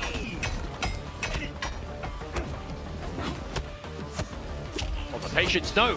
The back-to-back down one. you'll notice Nicolas has almost completely stopped going for down ones, because that is what was giving Kanamani so much offense. That's the adjustment. Find your opening, do over 400 damage. Oh, just Flips the momentum. And there's the break, Kanamani. The confidence thinks he can still do it. The counter poke! Side switch as well. Okay, what's going to follow here? There is a break available for Nicolas. Oh! So many uppercuts this top 8. I'm in love. But that's for good reason, right? You have that unbreakable opportunity. The damage is there. Sometimes you don't even need it. Just the damage of the down 2 by itself is enough. Wow, the delayed scoop of the down 4? Yeah, but the cancel window for that is quite late, so it definitely looks and feels later than most pokes. But that's why it works, because so many people have muscle memory to, like, you know, the poke and then to cancel is so quick, and then the down 4 is just way later. The magnet grip there, Johnny Cage. Oh, Punish! There's no doubt why Nicolas has been going for the down 4s into the late scoop to try and interrupt that. Speaking of interruption, Nicolas trying to do just that with Tremor. No opportunities, however. Defensive mine. Okay. Ooh, that's nice. That's nice. Oh, okay. No, tried to go for a side switch and the combo, but didn't have time for both. By the end of this grab, Movado, #1, is ready. Yes, this time he called out the fact he didn't follow through with the tremor option. Oh my goodness, just dash up and grab. Hey, when you've got that bulletproof vest, you can get bold, and that's what we saw Kanamani now. Teasing match point once again. Has to be careful. Getting zoned out by man's severed leg. That's disgusting. Yeah, it's pretty minging. Didn't have the tremor fully ready, though. A minor hit. Ooh, hello. Armor on block this time. We're getting tricky. Only down 1. Plus frames from the Nomad touch. Delayed mid. The glass catches it out with a sweep, though. The perfect choice. Right.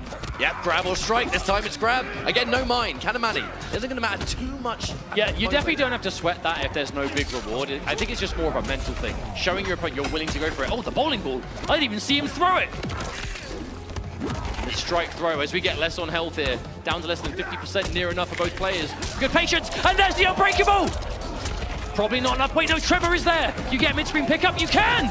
That did so much more damage than we expected. Going in for the down 2 for his own. Swinging these plus frames all day, the 1-1 as well. Kanamani looking for the punch. Nicolas still alive, but barely. He's backing off. He does not want to overextend and get hit by another one of those down 2s. He whiffed. The chip damage is avoided. The flawless block. Are you kidding me?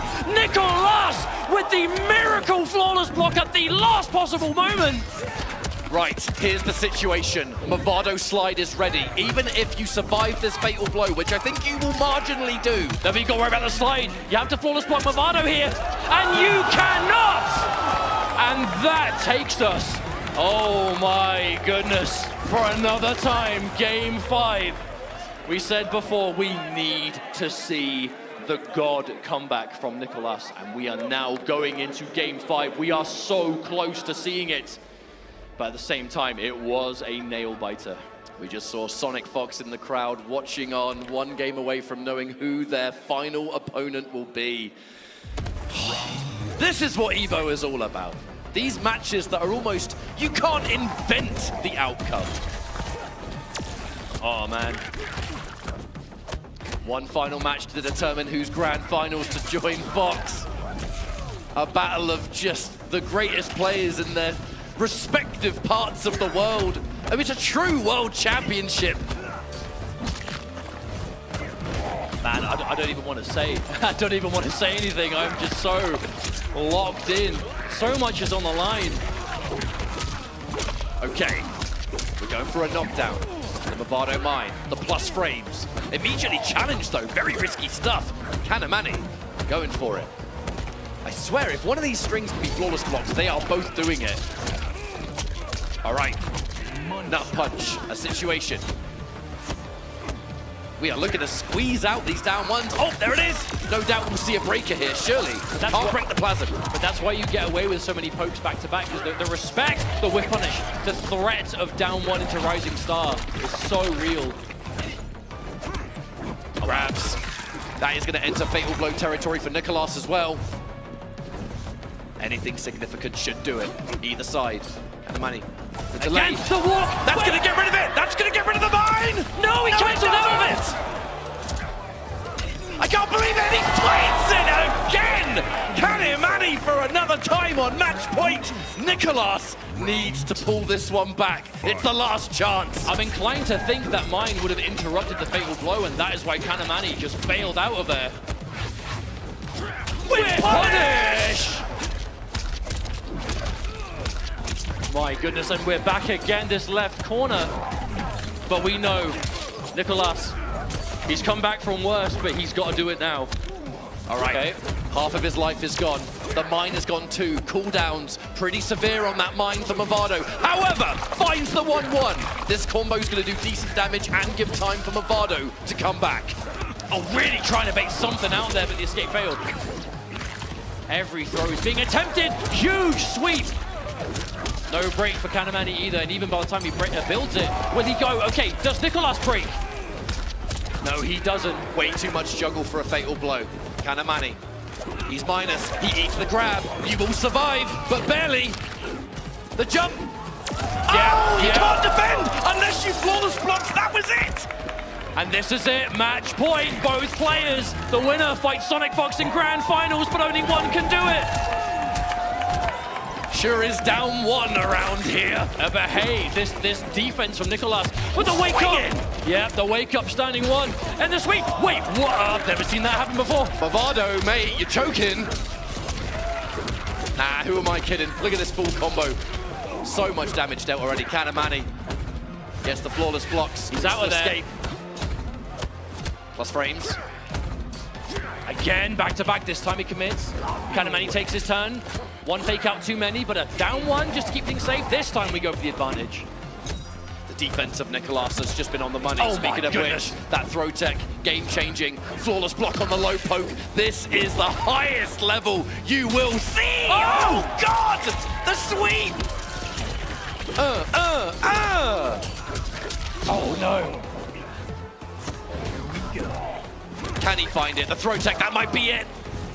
Nicolas has completely managed to turn this around. He's waiting. Okay, no, you can take the throw this time. There's a breaker as well. The flawless block! Nicolas! What is it with these matches today and finishing with a move we see for the first time in the entire match at the very end? The Movado flawless block attack. How many flawless blocks did we see in that set? And that's when it's saved for when it is the most important. Give it up for Nicolas. Losers, finals, victor, grand finals, back-to-back 2 years running. All right, chat, be honest. How many of you even remembered that move is a thing that Movado can do? My goodness, that was crazy. But we have to say it. Give it up for Kanamani. Third place, first EVO appearance. Fantastic showing. Took it to the very limit. But unfortunately for us EU fans, couldn't seal the deal to the very end. But what a way to go out. That was one hell of a match. And we now have one more set left to go. Grand finals for 2 EVOs back-to-back. Sonic Fox and Nicolas, they've already played. It was another nail-biter of a Game 5 scenario, so, I mean, who knows at this point? How do we even call this? Will we end up having to say that Sonic Fox wins EVO another time? I mean, I'm just looking at the situation of Sonic Fox at EVO hits different. It just doesn't matter what else is happening. It doesn't matter who Sonic Fox is against. There's just this almost hidden buff. The EVO buff. It's the EVO buff. The more you win, the better you become, you know, the stronger it becomes. But this is the biggest rivalry in Mortal Kombat 1. It is a tale as old, I would say, as time, 2 years. But if it's been... So in hindsight, it's not that old, really, when you think about it. A tale like, as old objectively speaking, it's a tale that is 2 years old. Not that old, to be honest. But we know we're going to get an absolutely ridiculous matchup here. The danger is that Nicolas has got to reset the bracket first. Fox has the ultimate comfort zone. Man, I imagine it's going to be a repeat matchup, though, from what we saw in Winners Finals. Will we see Cyrax win the first EVO for many a year in the NetherRealm space? Not since the days of Denzel Terry has Cyrax seized an EVO championship win. Shouts to DJT. All right, here we go. Okay, this is all it's come down to. One final set. Sonic Fox on the winner's side. Obviously representing United States. Nicolas, the best player that LATAM has to offer currently, and believe me, that is saying something. Shout outs to Chile. I mean, they breed champions, it seems. I know there are some of you in this lovely crowd. The headsets are going on. Cyrax versus Havoc is the assumption, but Nicolas has played so many other characters. I was about to say, plays a lot of other characters. And we have seen Homelander somewhat escape the Madam Bow sometimes, mostly down to the float. Okay, grand finals. One set left here at EVO 2025. Starting things off with some offense into an immediate throw escape there from Nicolas. Homelander, a character that has had some answers for Cyrax in the past. Will we see that here? Sonic Fox. I mean, he's got that vertical armor. It's kind of difficult to armor break. It won't be difficult for Cyrax, I'll tell you that much. But the thing is, when he's in the air, can't really do much about him on the way down. Big punish. And obviously the float to avoid bombs on the ground. Oh, okay, trying something big there. Huge escape. Down one. Have to remember, there's a lot of work to do. Nicolas coming into the grand finals on the loser side. He's got to reset the bracket first, so you got to take 6 games off the Fox. But we can definitely see it. The question is, will we? Oh, honestly, these reversals from Fox this entire tournament over have been so on point. No, it's not the largest like reward, sure, but at the same time, it's just the repositioning, the complete mental game. Should definitely point out, by the way, that Fox went for that triple bomb combo because it is unbreakable. You cannot break the bombs, only the strikes. Okay, that's 1 round on the board. Sonic Fox. Remember, looking for that 8th total EVO win. The big punish. Fox, not afraid early days to establish the threat of the overhead. Oh, mid-screen. The splat. Splat into relaunch? Yes, mate. Okay. I don't think that was quite the reset Sonic Fox was looking for, but a quick little piece of improv and it becomes what you want. Oh, the patience. That was a bold choice from Nicolas, though. Look, we're in the first game and we're trying to establish new escapes out of stuff that is just so hard to get away from. How do you get out of this? It's just bombs into bombs! I mean, eventually it does stop. It's just a question of how much meter has Cyrax built, how much chip have you taken in the process. All right, vestige of offense here from Nicolas, the forward throw as well. Are we cooking? Are we cooking? Okay, raw grab. Fatal blow is spent. But it's interesting to see the dynamic, because obviously Cyrax has been quite the popular character in this Season 2 of Pro Competition, and normally it was the Serena team where it's like, well, she doesn't really help you get the initial hit, but when you've got the initial hit, man, is it crazy to get the setups that follow. And here comes Madam Bow, who helps you with everything. There she is again. Helps you with the initial hit, both combos on both throw directions, and obviously crazy setup. Lovely choice of the grab there from the Ferrer. No breaker available, no chance to break, no nothing. You get hit, that's my round, thank you very much. Oh my goodness. Was that a buffer? No, I think that was just a commitment, truth be told. All right, here comes Madam Bow again, shuts down the wake-up jump. It's insane how many options Madam Bow closes the door on just by throwing a bottle at you. Okay, here's the meter drain, the double bombs. Yeah, still safe. Turning it into a grab on the end. Disgusting. You think you're safe? Look at the state of that floor as well. Absolutely caked in ash. Okay. And all sorts of stuff. Oh yeah, we're out. All right, let's go back. Let's just change character. Let's just get out of it, yeah? Let's just get out of it. Wait, but you don't want to wait like 30 seconds to watch a Cyrax combo? Yeah, okay, I did lose. Oh, now, the first time we saw Nicolas on stream this weekend was with Baraka Tremor, and it was frighteningly optimal. Sonic Fox lost to Baraka Tremor at Gamescom LATAM, so I'm wondering if there's a bit of retained information here. Maybe Question is just avoiding that initial hit. The overhead completely going over the down 4 of Baraka. I mean, on paper, Baraka, that armor, it's fast advancing armor, so it's going to reposition you out of bombs. Oh, but you still have to guess right on the strike throw. All right. We're going to continue this cycle. The blender. Uh-oh. Oh, speaking of blender. Oh, God, it's just... How many of us get hit every time? How do you get out? How do we know? There are so many layers. A lot of players. Yeah, the defense from Fox. No reason to not just block all this. And the armor just to finish off Sonic Fox. Another round on the board. I mean, this is Sonic locked in. These setups are on point. The layers that come with them. The defense when it's time to just block. It's not your turn anymore. The armor has hit every time. I think armor's yet to be blocked in this set. There it is. A blade charge. Oh, I'm not sure that was intentional. Yeah, a bit too early. Yeah, but losing Tremor now, that's huge. I mean, you're probably going to have it back at the end of this long combo, but still. Oh, level 2 on the drink as well, so now the body splash. There it is! The threat asking you shall receive. I think they heard you. Oh, my Lord. Oh, no! Not again! Oh! Where are you going? Where are you going, Baraka? Oh, instant restart match. This set is fast. Don't blink, folks, you'll miss it. Be forgiven to thinking the set hasn't even started. What's going on? Sonic Fox looking to close things out. Tremor not available at the moment. Big jump in. Flawless block.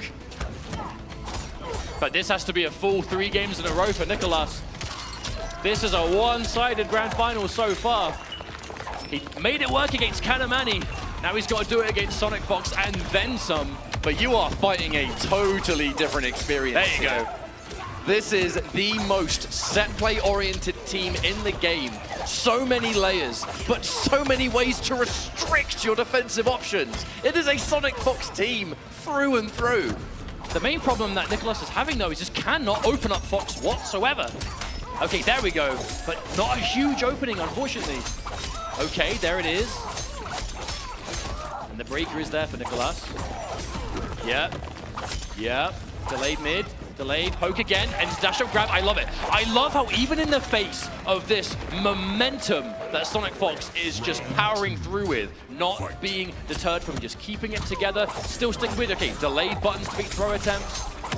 Get that conditioning in, get them blocking the poke so you can start establishing throws. I mean, that's the Baraka classic as well. Backdash into back 1, down forward 2. That's just, I dare you to press a button. Okay, in the blender again, though. Pressure. Counter poke. There is Tremor, so you know that's going to be safe. Oh my Lord! The 1-1.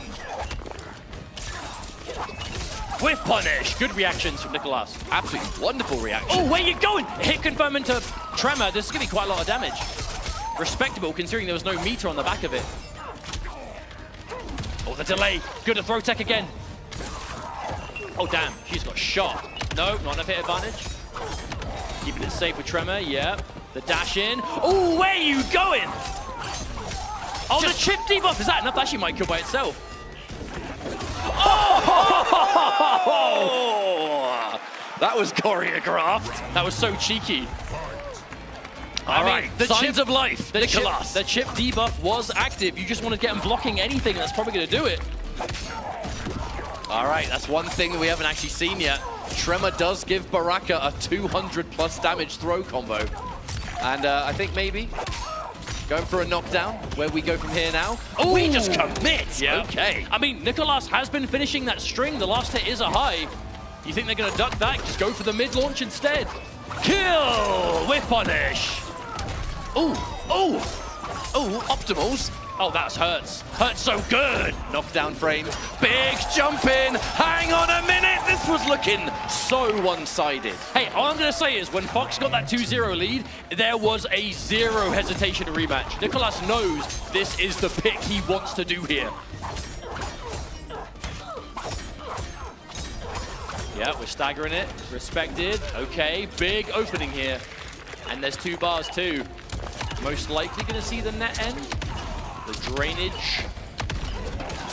Ooh. Oh my god, Madam Bo just neutralized Tremor with a bottle to the face! And didn't even need to spend the meter that time, so now you got it for this one. All right, pressure time. Guess is wrong on the mix-up. And now, Fox, back in the driver's seat. For how long, though, I wonder? Or as long as this round is going, it looks like, there we go, Armor's through. Get out of my face, mate. Okay, successful counter poke. No use for Tremor. Ooh. Lovely block on that low overhead. Okay, but still throwing. There is Fatal Blow on the side of Nicholas, which basically means you can't throw bombs, can't throw nets. I do, have to break. Yep, there it is. Massive whip punish. Baraka, you can throw your Blade Spark, but you're dealing with bottles, you're dealing with bombs. Oh. You don't have heaps of time left either. The delay back three, yeah. Tremor will make the save. No! Sonic Fox just gets hit! And now the chip damage debuff is applied. Again! A repeat of the last match! The same thing happened! Man, that was mid-screen as well. I feel like mid-screen, that was even more of a commitment. But just the confidence in Nicholas. And here we are tying things up. This was shaping up to be the quickest grand finals we've had in a while at EVO for a NetherRealm game, but now we are already game 5. We're back to that magical game 5 of EVO, though. I mean, is it the end of the tournament or is it the halfway point?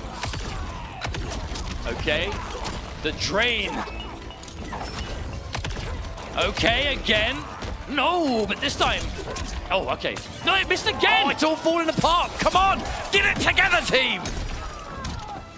Got a big opening now for Nicholas on the back of that. That's the downside if you're playing a set play heavy team and you drop your combos. Oh, couldn't pick up.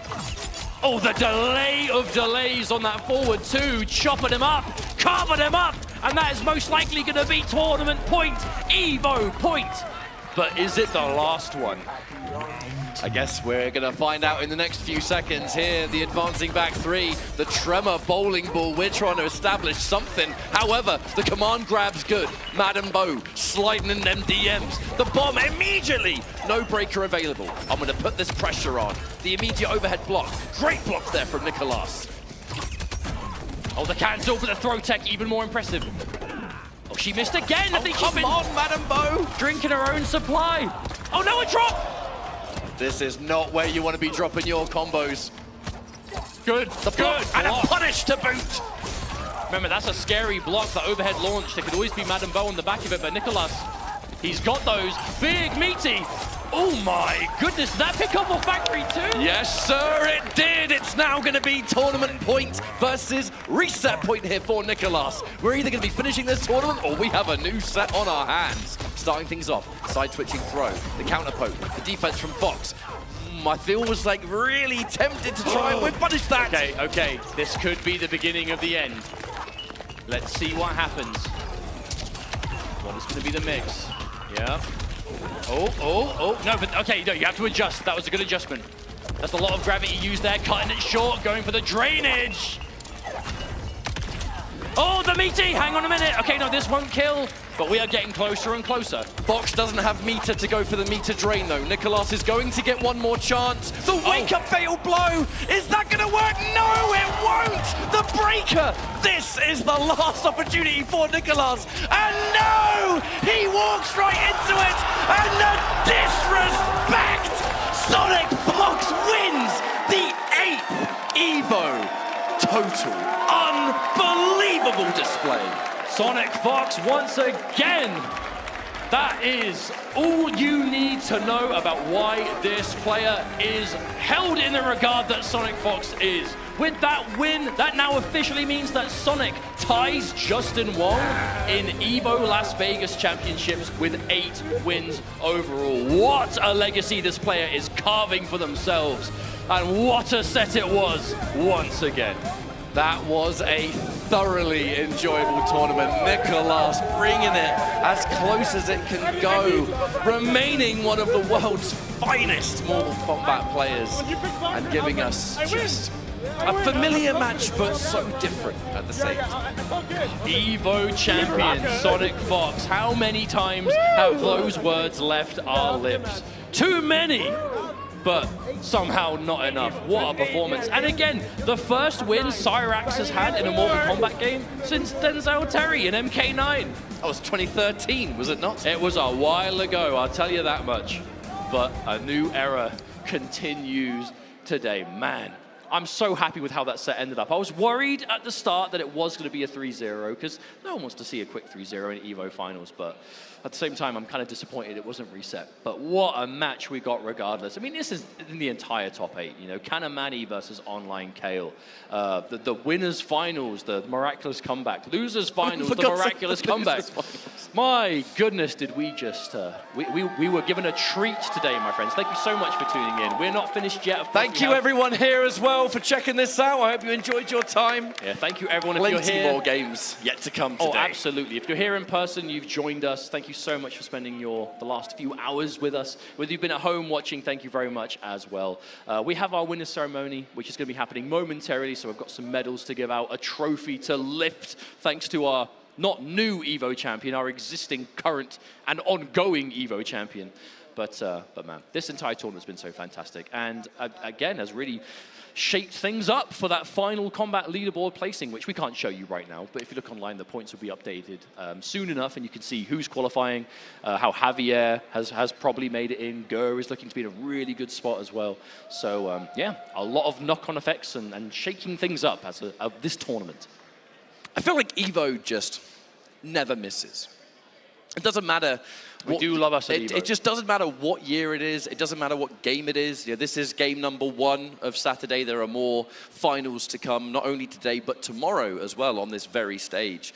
Real privilege to be sharing this with you. This is actually, on a personal note, the first Mortal Kombat top 8 that you and I have ever done. It is. EVO. So I'll shake to that. Me too. I'll shake to that, and it was an absolute pleasure. Overall, though, a fantastic showing. So many little details for final combat, and you know, I'm not going to want to overshadow EVO or anything by any stretch, but we do have the World Finals for Mortal Kombat Pro competition, and Javier made a really big dent for himself. Anyway, enough of our blabber. We'll take you to the stage. Take it away. Here we are with our MK Top 8 at EVO 2025.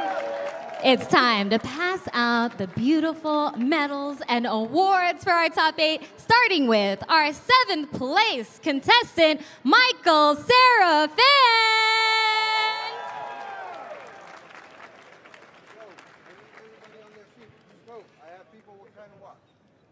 And also tied for 7th, Gur!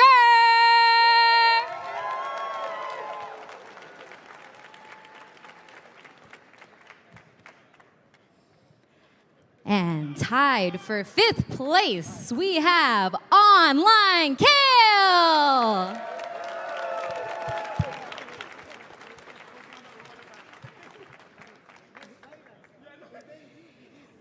And also tied for 5th, we have MK Javier!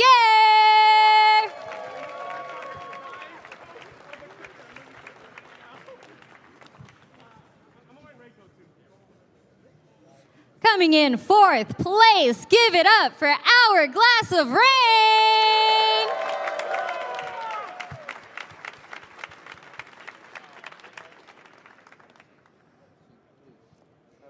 And coming in 3rd place, we got Connie Mani.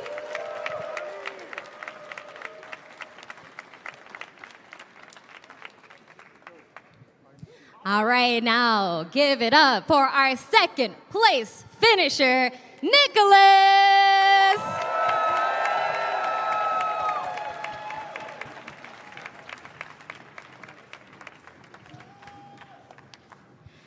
And of course, you already know our Mortal Kombat EVO 2025 champion, Sonic Fox.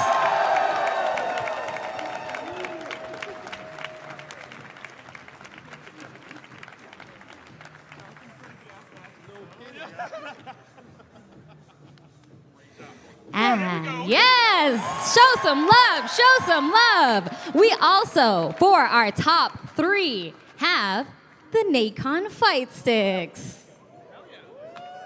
Ooh. Ah. And, oh, excuse me. And we also have another special prize for our top 3, the Mortal Kombat side-by-side collector's box, presented by Civil Regime. Oh, that's awesome. Ooh. Ah. Oh my gosh.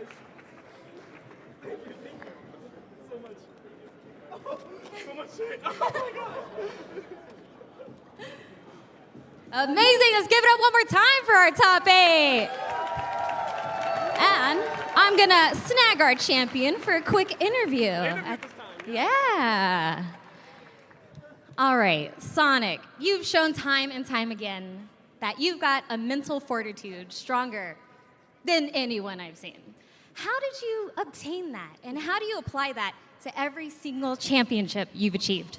I don't. I lose my mind. That's all I do. I maul, I get mad, I practice very hard, and then I'm sure my roommates are like really pissed off at me in the middle of the night, literally crashing out playing this game, but I'm in love with this game, having great training partners to keep me motivated, like Rewind out there. Shout outs to Rewind for helping me get good in the Homelander matchup. Hourglass training with me, and I'm so proud of my apprentice for making it so far. I really believed in him, which I'm flying into LCQ as a result of him making top 8, so look out for Hourglass. It's just a bunch of hard work, effort, motivation, and countless sleepless nights. Well, amazing work, and I think here's the real prize you've been waiting for. Bring that trophy on over.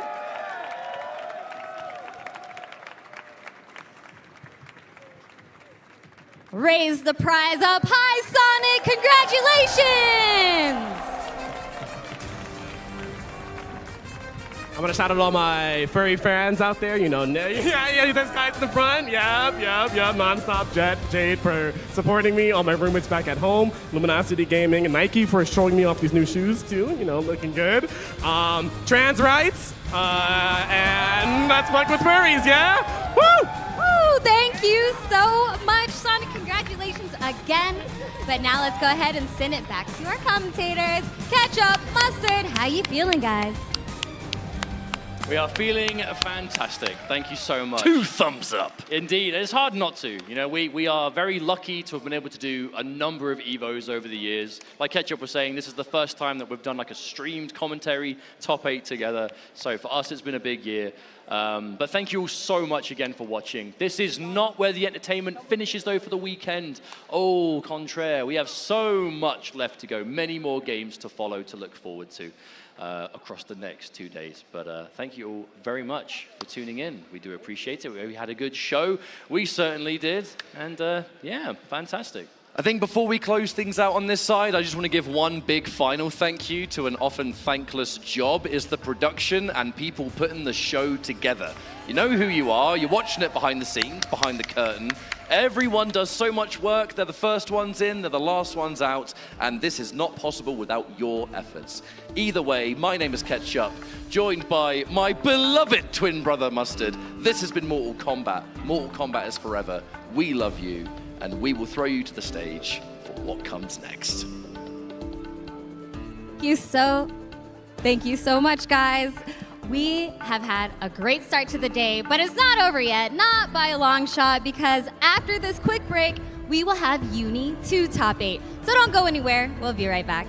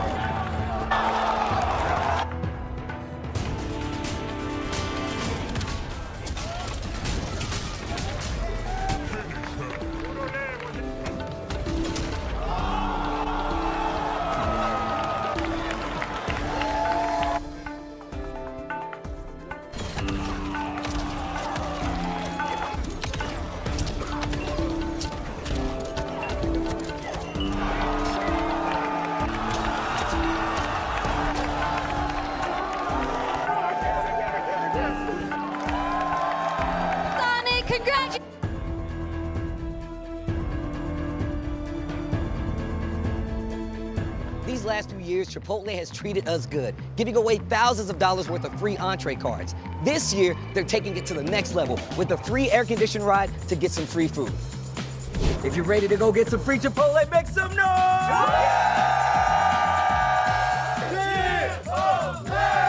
We're here. Let's go.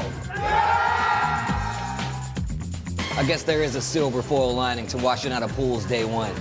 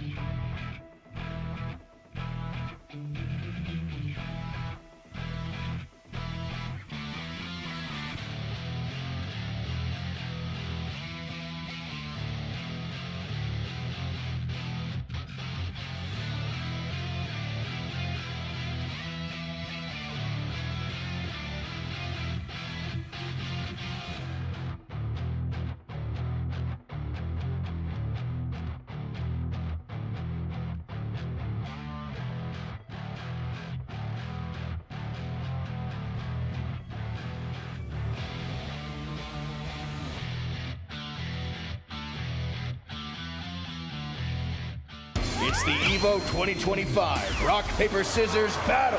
This year sees the return of the Wazzler, and this time he's brought a little hell. Vicious. Yikes. Tasty Steve. And the other guy. Damn, I got a little scratchy. Dude, that's the Wazzler! You don't want to mess with him. I heard he wazzled somebody so bad, they refunded rock, paper, scissors. He's never lost a battle, except for that one time we don't talk about.